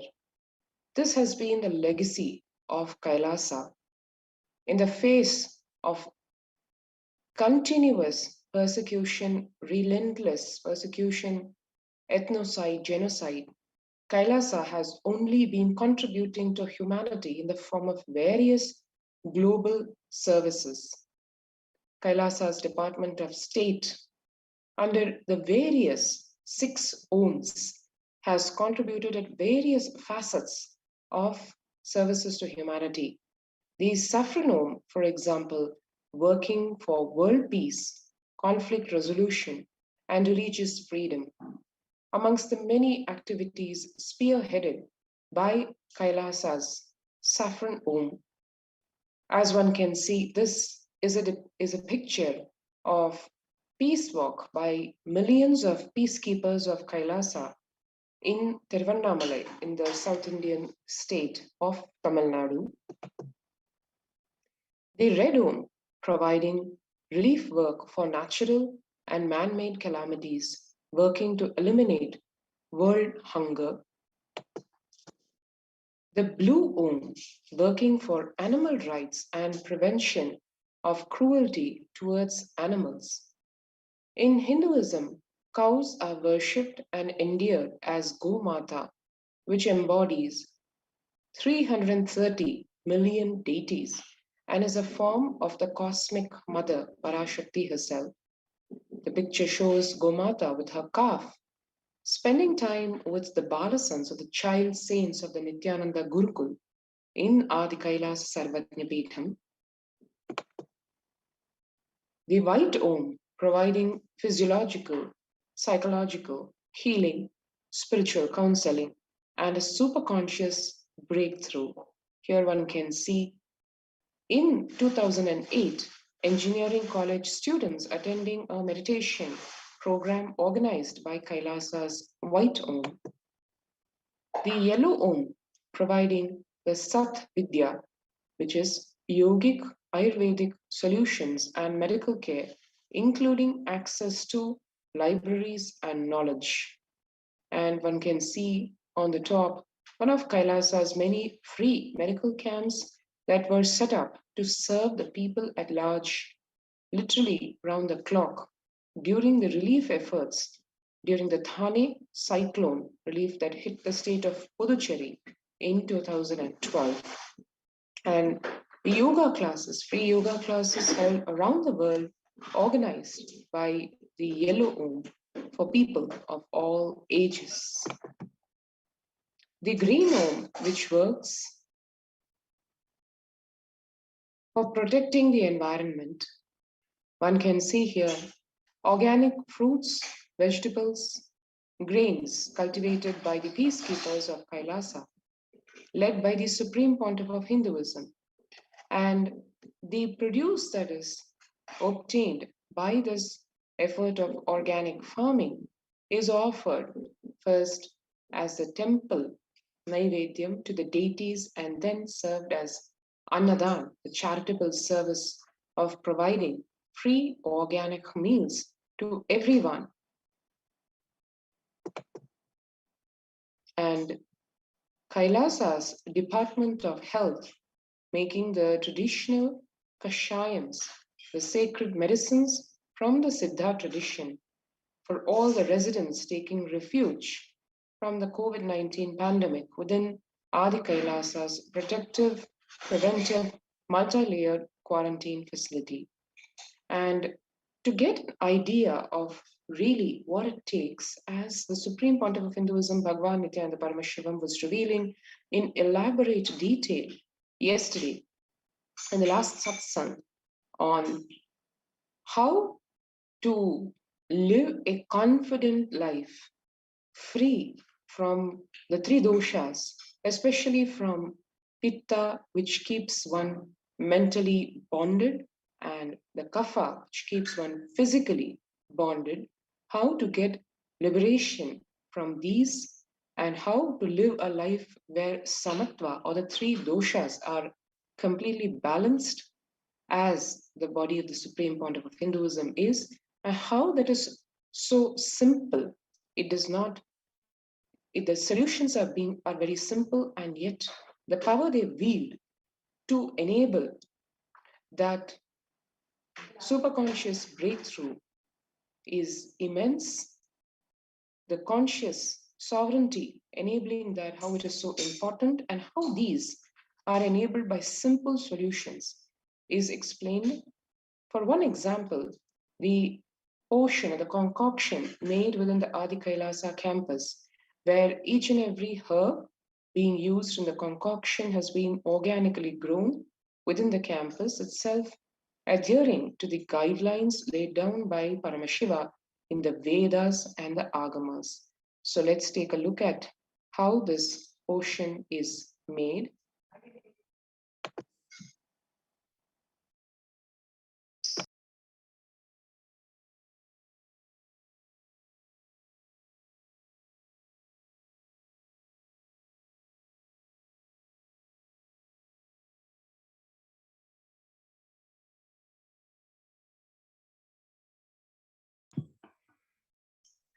So, a number of herbs that are grown in Nithyananda Peetham, Adi Kailasa, are all gathered together to make this special concoction, and it's been provided to the participants as an immunity booster towards COVID-19.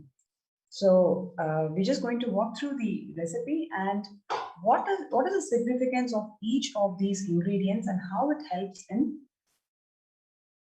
empowering you with a good health.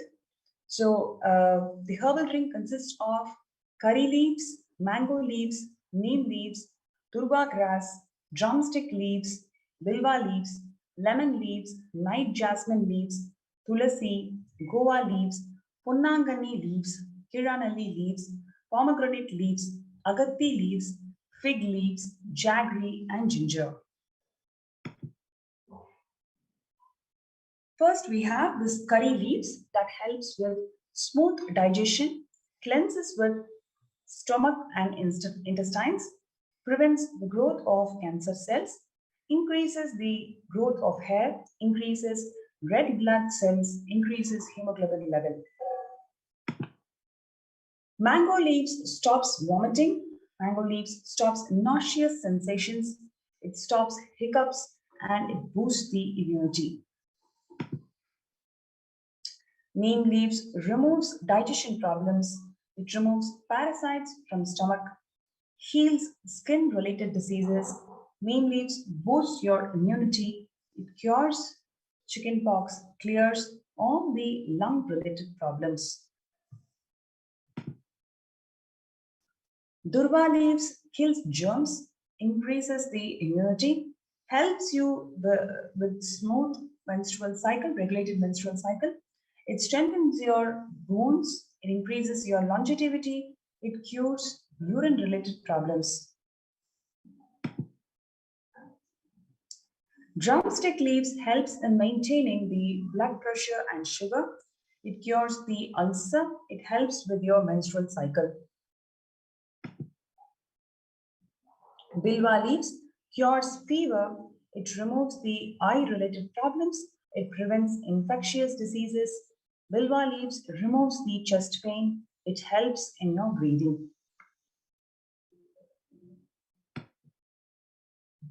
Lemon leaves removes all the urinary problems. Lemon leaves heals the skin diseases, it removes the tooth pain. Lemon leaves strengthens the heart and it reduces the fat.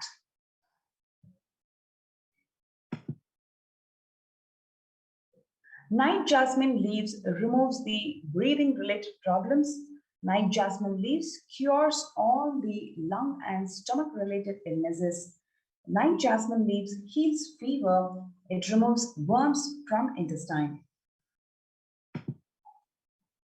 Goa leaves helps with reduction of fat in overweight patients. It helps with digestion problems. It maintains the sugar levels in blood. Goa leaves stops the loose motion. It removes ulcers in stomach, heals throat infections, removes mouth ulcers. It heals all the teeth-related problems. It removes foul-smelling breath and prevents cancer. Tulasi leaves that heals the malaria fever, removes kidney stones, removes poisonous liquids from systems. It removes stomach and mouth ulcer, removes foul-smelling breath, and heals all the tooth-related problems. And most importantly, tulsi leaves helps you to overcome headache or migraine issues. Ponnanganni leaves helps with the growth of hair. It removes all the eye-related problems. Kridanalli leaves, needless to say, these herbs, the Supreme Pontiff of Hinduism, Jagadguru Mahasannidhanam, His Divine Holiness Swamiji himself has shared about how these herbs helps him claiming the spiritual sovereignty of you.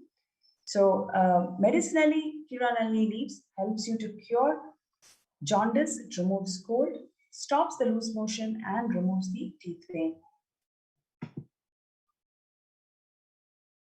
Pomegranate leaves, it prevents the cancer, cures all the heart-related problems, maintains the blood pressure, cures skin-related problems.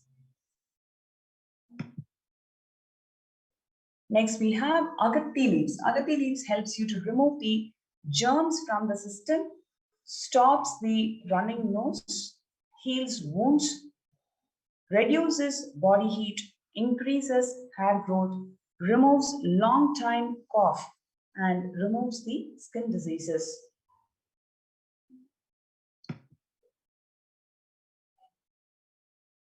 Tea leaves. Tea leaves helps you to maintain the sugar levels. It removes the excess cholesterol, removes ulcer, helps with the digestion, and removes the external swellings. Ginger. It helps with vomiting, removes headaches, prevents cancer, removes nauseous sensations, helps with digestion, and increases your hair growth. Next, we have amla leaves. Amla helps with the digestion and it removes the vata, excess vata in your system. So what we saw now is a amazing herbal drink that has been prepared in-house in Adi Kailasa Nithyananda Paramashivam to especially to the COVID Care Protection Center. People who have joined there, we provide these herbal drinks, especially with the herbs that are grown in the sacred energy field.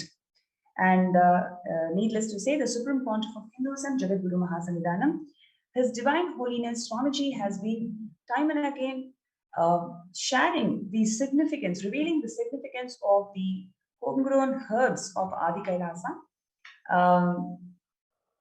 especially the Kiranalli, Ponnanganni, and other herbs, which when prepared and grown in Adi Kailasa has multiple healing effects. So these herbal drinks are all made with these herbs and is being provided to the COVID care protection centers, and number of people got healed. It is not just helping them with the COVID care protection, but also holistically improving their health. So a number of participants who have come with enormous amount of health issues, they are experiencing recoveries. They are seeing how their whole system is being beautifully evolving, how their whole immune system is improving, how their muscle and nervous system is improving. There are a number of testimonials we have, and today we're going to have two people who's going to come to the show and share their experiences. So before that, we'll take a short break, and we'll be right back.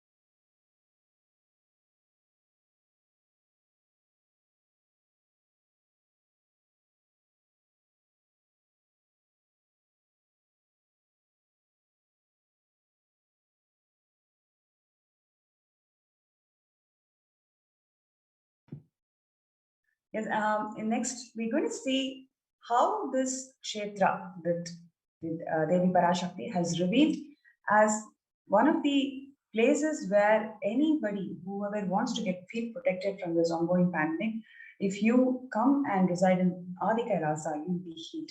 So now we're going to see all the efforts that the Supreme Pontiff of Hinduism, Jagadguru Mahasannidhanam, His Divine Holiness Swamiji has made right from 2003 till now. Every single stone that he made, that he put together to make this kshetra happen, what is the work involved and how this Adi Kailasa Nithyananda Paramashivam was built by the Supreme Pontiff of Hinduism. We're going to see a short video, and then we're going to continue with people who are part of the COVID Care Protection Center, who's going to join us and share their experiences of being in this COVID Care Protection Center.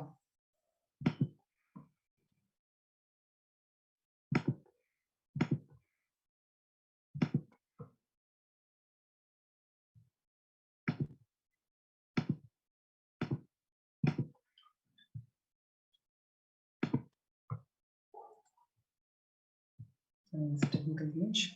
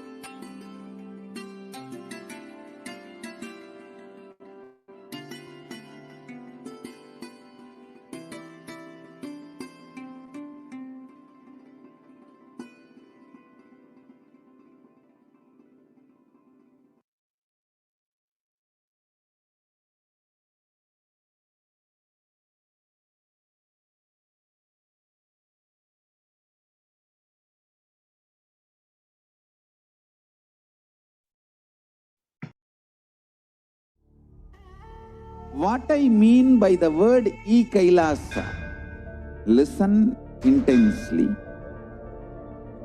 Enlightenment ecosystem, literally enlightenment itself, in your own home, wherever you are.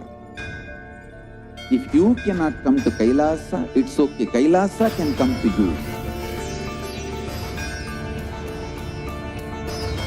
Kailasa coming to you is Kailasa.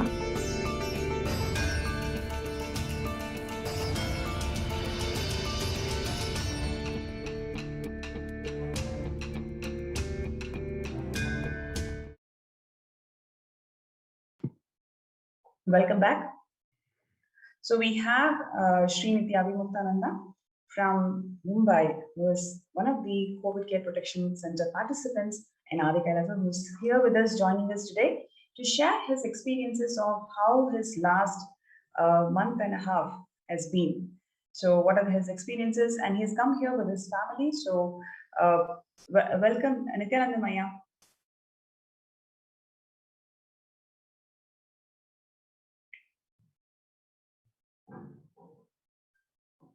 Nithyanandam?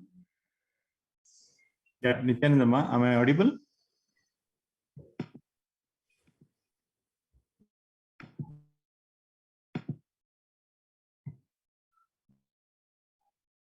Avimuktaya, Nithyanandam?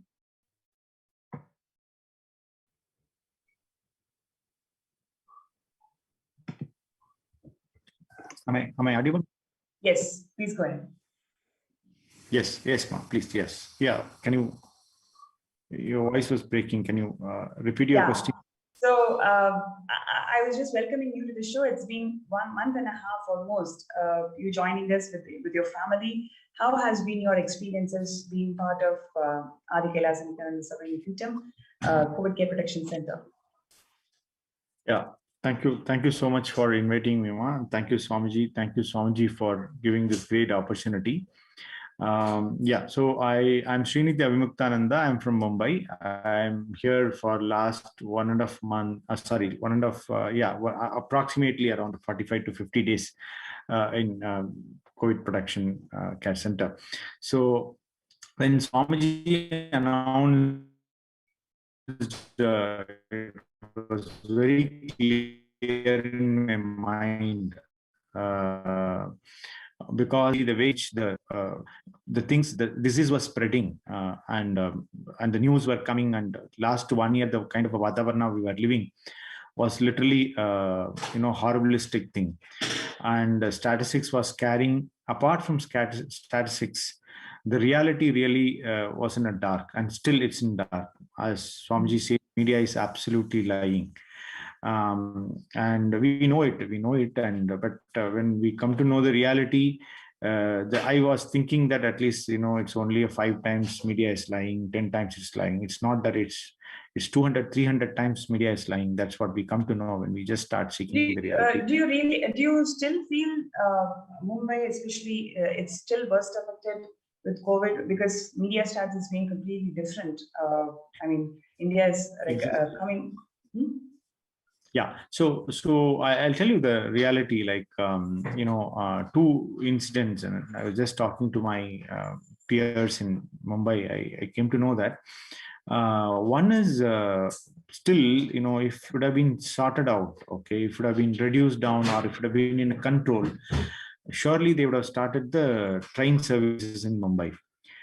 Last 1.5 years, the train service has not at all start for the public. Maybe they've kept it for only the essential, services, and for a very few government employees, for very basic commodity, they kept it open. That's a very clear indication that it is not in control. Yes. Okay. And second point is just for the pressures. Of course, there are some lobbies from economically, they just start giving us a pressure. So the malls have been open. I understood, I heard that, just for one week, the mall was open. Then after that, it got just started. So the government is playing the game of, just playing it around, like, Okay, just listening some medias, and one day chief minister come and say, no, we have to take care of the economy, and we will just surely open it. Then, but in practical, they will have all the controls in the It's specific not zone. thought through. Yeah, so it is. So one side you will find a report that yes, it's all under control. It's all under control. But the reality you will find, but in all the operations in the ground level, it will be under control. So it's just very clear indication that it is not in a control. But we know it. We generally we assume that it is a 5 times. Okay, if they say 100 people died, we know that it's maybe a 500, but we never expect it is 5,000. So the second, I was talking to one of our devotee from one of the Belgaum area. He was just saying that Belgaum medical report is talking about 2 deaths, but he has given me a calculation. There are 4 crematorium, all are full. When his father passed away, he has to wait for 1.5 to 2 days to get the that last death rituals to happen. He has to wait for 1.5 to 2 days. So he's saying very, very simply, when they talk about 4 crematorium, and at a given point of time 4 into 5, all the calculation, he says simply it will reach 500, which I'm finding it very hard to digest. When media are talking about 2 and he's talking about 500, don't take 500. Even if it's 200, even if it is 100, it's a shocking news. Okay, once it's not a metro city, it's a, you can call it as a B grade or C type of city. So even not in metro, even this kind of B type, C type city, things are happening.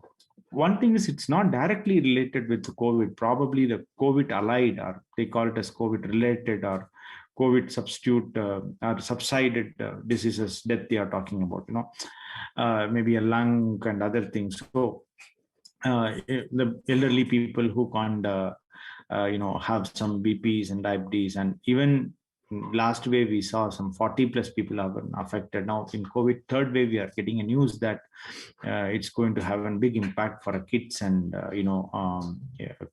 particularly the very, very younger kids is going to. So the reality is, stark reality is, media is lying. And the important is, so when Swamiji announced, we know that, okay. Now, so even when we are traveling, we used to travel with a lot of covers, people started advising, some of the doctors advising for a 1 cover and multi-cover and all, okay. So, and sanitizer. So sanitizers becomes part of our life. So wherever we go to mall, you will be welcomed with the sanitizers. When you come out of it, you will be welcomed with sanitizers. So sanitizers, without, over the period of time, I thought it's become like our, aftershave lotions. We got it, we started liking it rather. So that was one of the scary thing.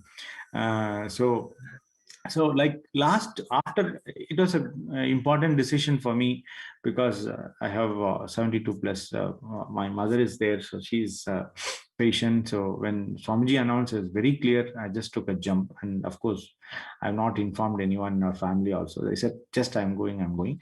Of course, that's the way we decide everything for Adi Kailash. And it's not that we decide, and it's finally Swamiji, welcome. Yeah.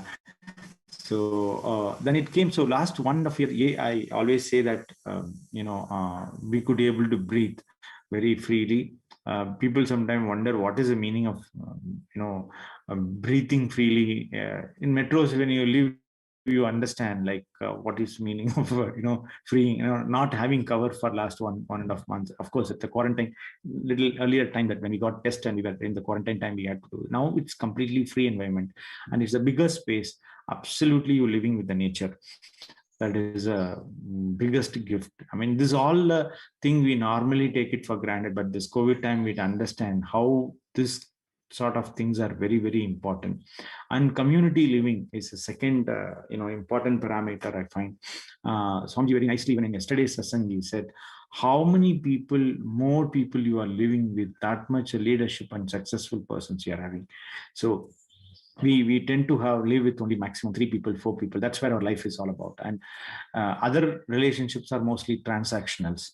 Okay, here we are getting an opportunity where we start practicing living with more people, practicing, doing a completion in a bigger way, trying to get, complete with somebody, or, helping somebody to complete this, just really expanding in a bigger way. So community living, learning, it's an important learning.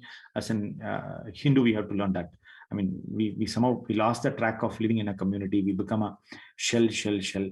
Of course, there is no joint family, and community living is too far away. We have lost it maybe a few decades or a few centuries ago. That's the second thing I call it. So free air and liberation from the sanitizer, and third is community living. So so these are the few things I feel really good, and even that's not important. Yeah, the very important emotional thing for me is, as I was mentioning earlier too, this is a spiritual doctrine. Even yesterday, Dr. Sandalashmi Ma and Adnan Rajanama came and talk about like how how this whole spiritual routines are important. Okay, I have small back pains, and I got a medicine at my place. They came and they deliver and they check. Okay, I mean, in outside also there are doctors. You go there and meet them. You take them an appointment and do that. It's not that medications are not outside, but when it been in this spiritual environment, you are seen not as a just mechanical part, or it's not happening in mechanical way. That customized or personally touched way of medication is very important. My mother feels now it's fine, she can talk something, doctor listen. So what normally doctor listen and only change the index of this prescription, that's what normally happen outside. Some new medicines, new medical names will be added in the prescription here and there. Instead of that, she finds like she can talk to somebody, and somewhere she been listened. Okay, that's one. And apart from this, of course, doctors say you walk, but for him it's a mechanical talk. Here, when the Ma came and they share their thing, it's like a friend coming and doing a medication. That's something. Last maybe 20 years, 25 years, I'm taking her to doctor and do all the things, but this time I'm feeling something completely different. This spiritual doctrine, I term it as, but it's really wonderful. So that's giving me a feeling that what kind of a real medication we need it. I mean, for elders, it's not just matter of prescription works. It's spiritual medication, spiritual healing, and I mean the ecosystem of that is what really matter.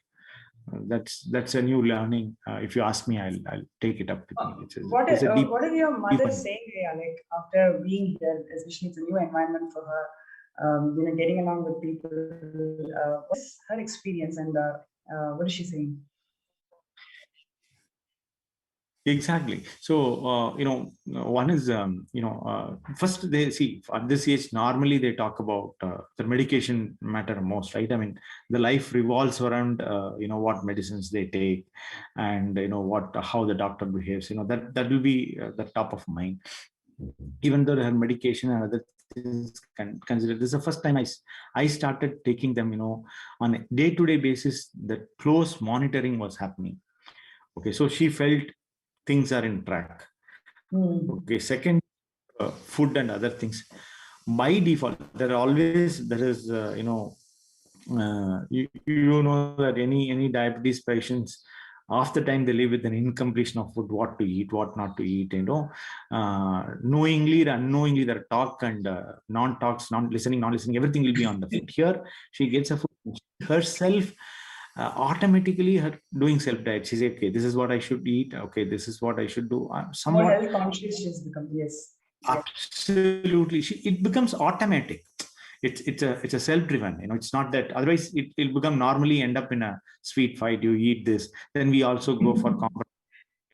Don't eat full sweet, go for half sweet and take more medicine. This kind of a stupid compromise, we go outside. Here they come and say, no, I won't touch.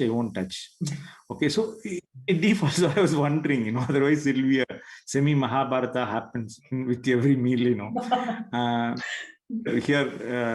here it just by default it happens. So that is I mean, this is all maybe it's a small thing, but it really matters. It really matters for them.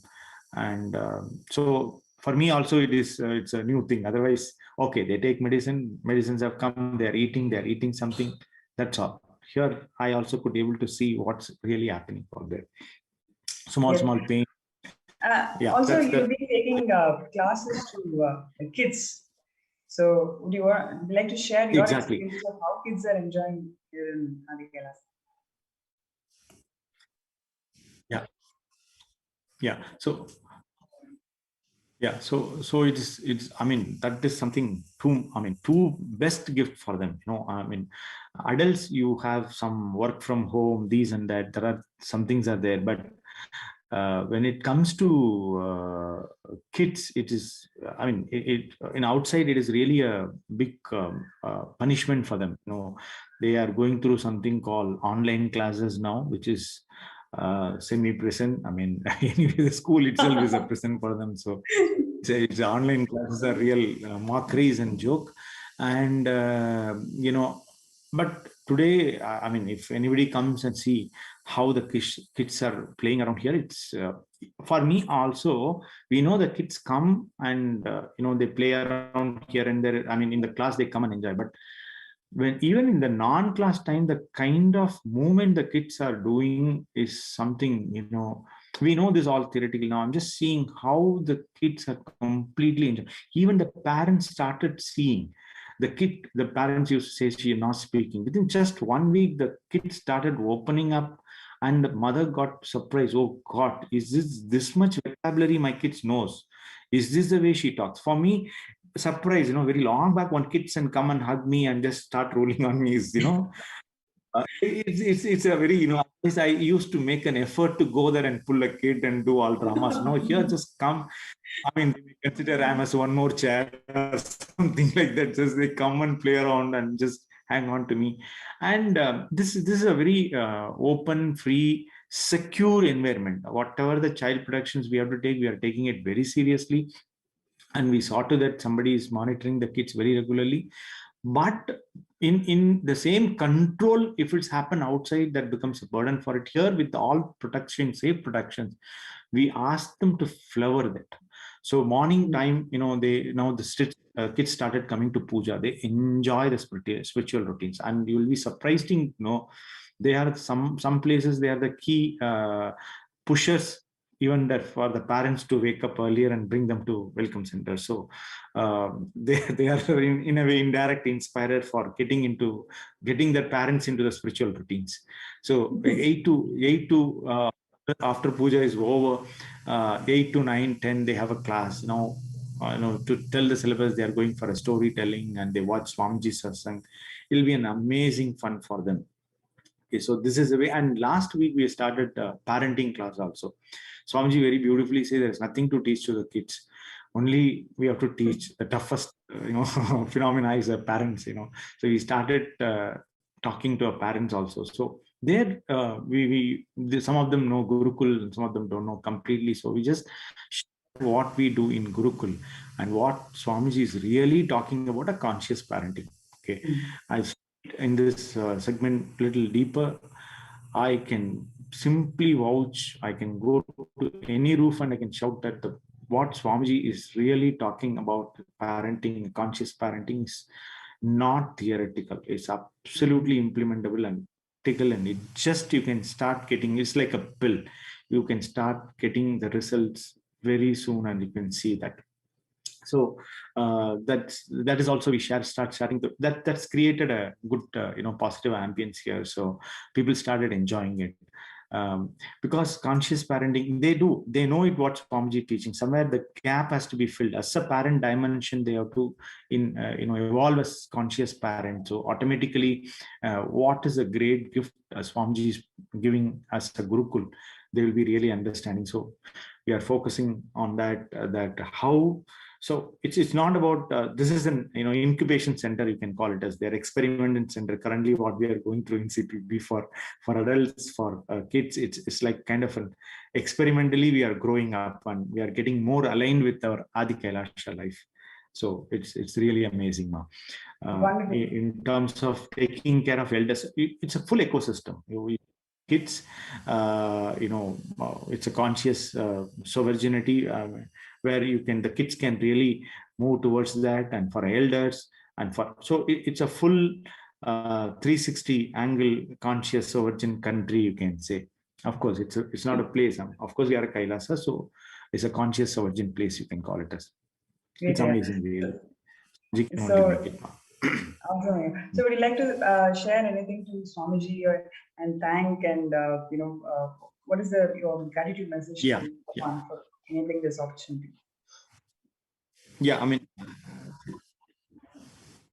thank you so much, Swamiji. I mean, we have to keep repeating that. There's no other way. Like, I mean, that's what I mean. Every time I go deeper and deeper when we say, I know it's thank you, but it's not the thank you of the last time. So it just go very deeper. So what she says, it's get into our biomemory and muscle memory and bioenergy. That the clicks every day we got. I mean, yesterday night we were talking about it, and Swamiji came in satsang and he says, it just gets settled in our body as part of a life. That's what, of course, and he has a vision for each and every one. So we are getting more cemented with that vision, what he has given, more closely associated with the vision. Otherwise, I mean, outside world, you do everything, but the vacuums wins over you more. Here, he wins over you more. I mean, I wish him that he only wins over more than the vacuum. That's my prayer to him. Avan arulale avan tal praninde. Nothing more than that. That's a great thing. Thank you, Swami. Thank you so much. Kodi pranams for it. Thank you, Aya. Thank you so much for joining the show today. It was wonderful listening to your holistic experience, whether as a parent or a son, or as a disciple. What are the different dimensions that you're experiencing, the fulfillment especially. So it's very wonderful to listen to you. Thank you so much for joining the show today and sharing your experiences. So similarly, we welcome all the viewers, whoever wants to feel protected during this ongoing pandemic.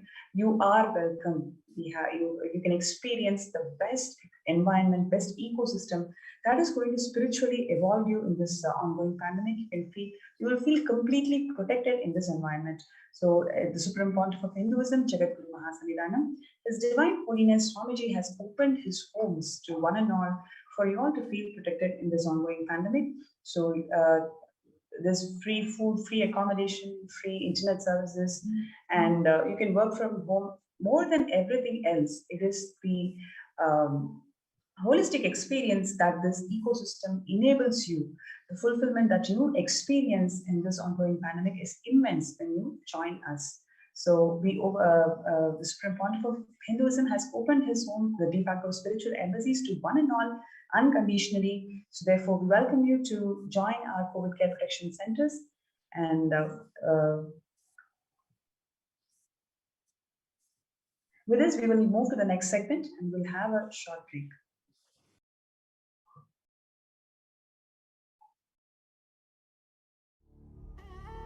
What I mean by the word Kailasa, listen intensely.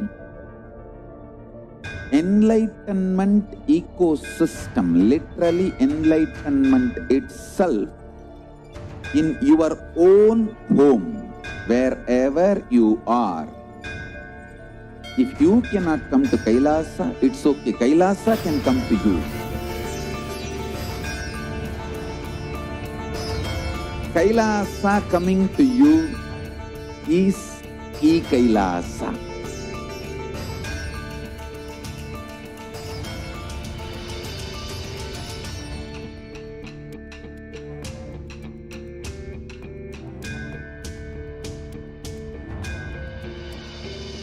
I will revive Hinduism.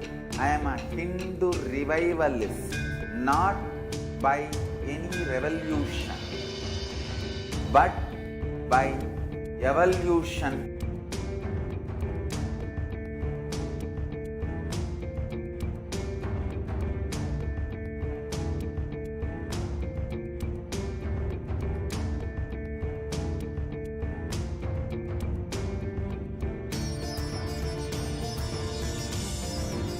And setting model communities.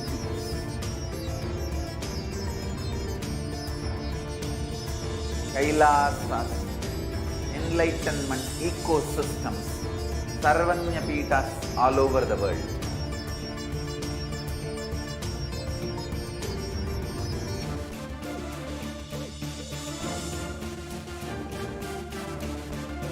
All powerful cognition, knowledge, only when you live, power manifestation and possibilities manifestation happens. It's a fundamental truth.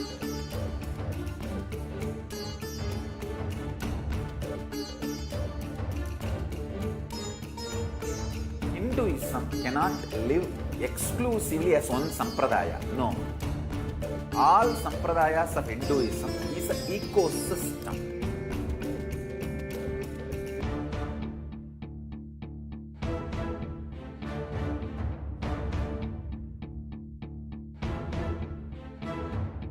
So don't keep quiet thinking that if one sampradaya is attacked, only that sampradaya is going to be affected. All of us are ecosystem.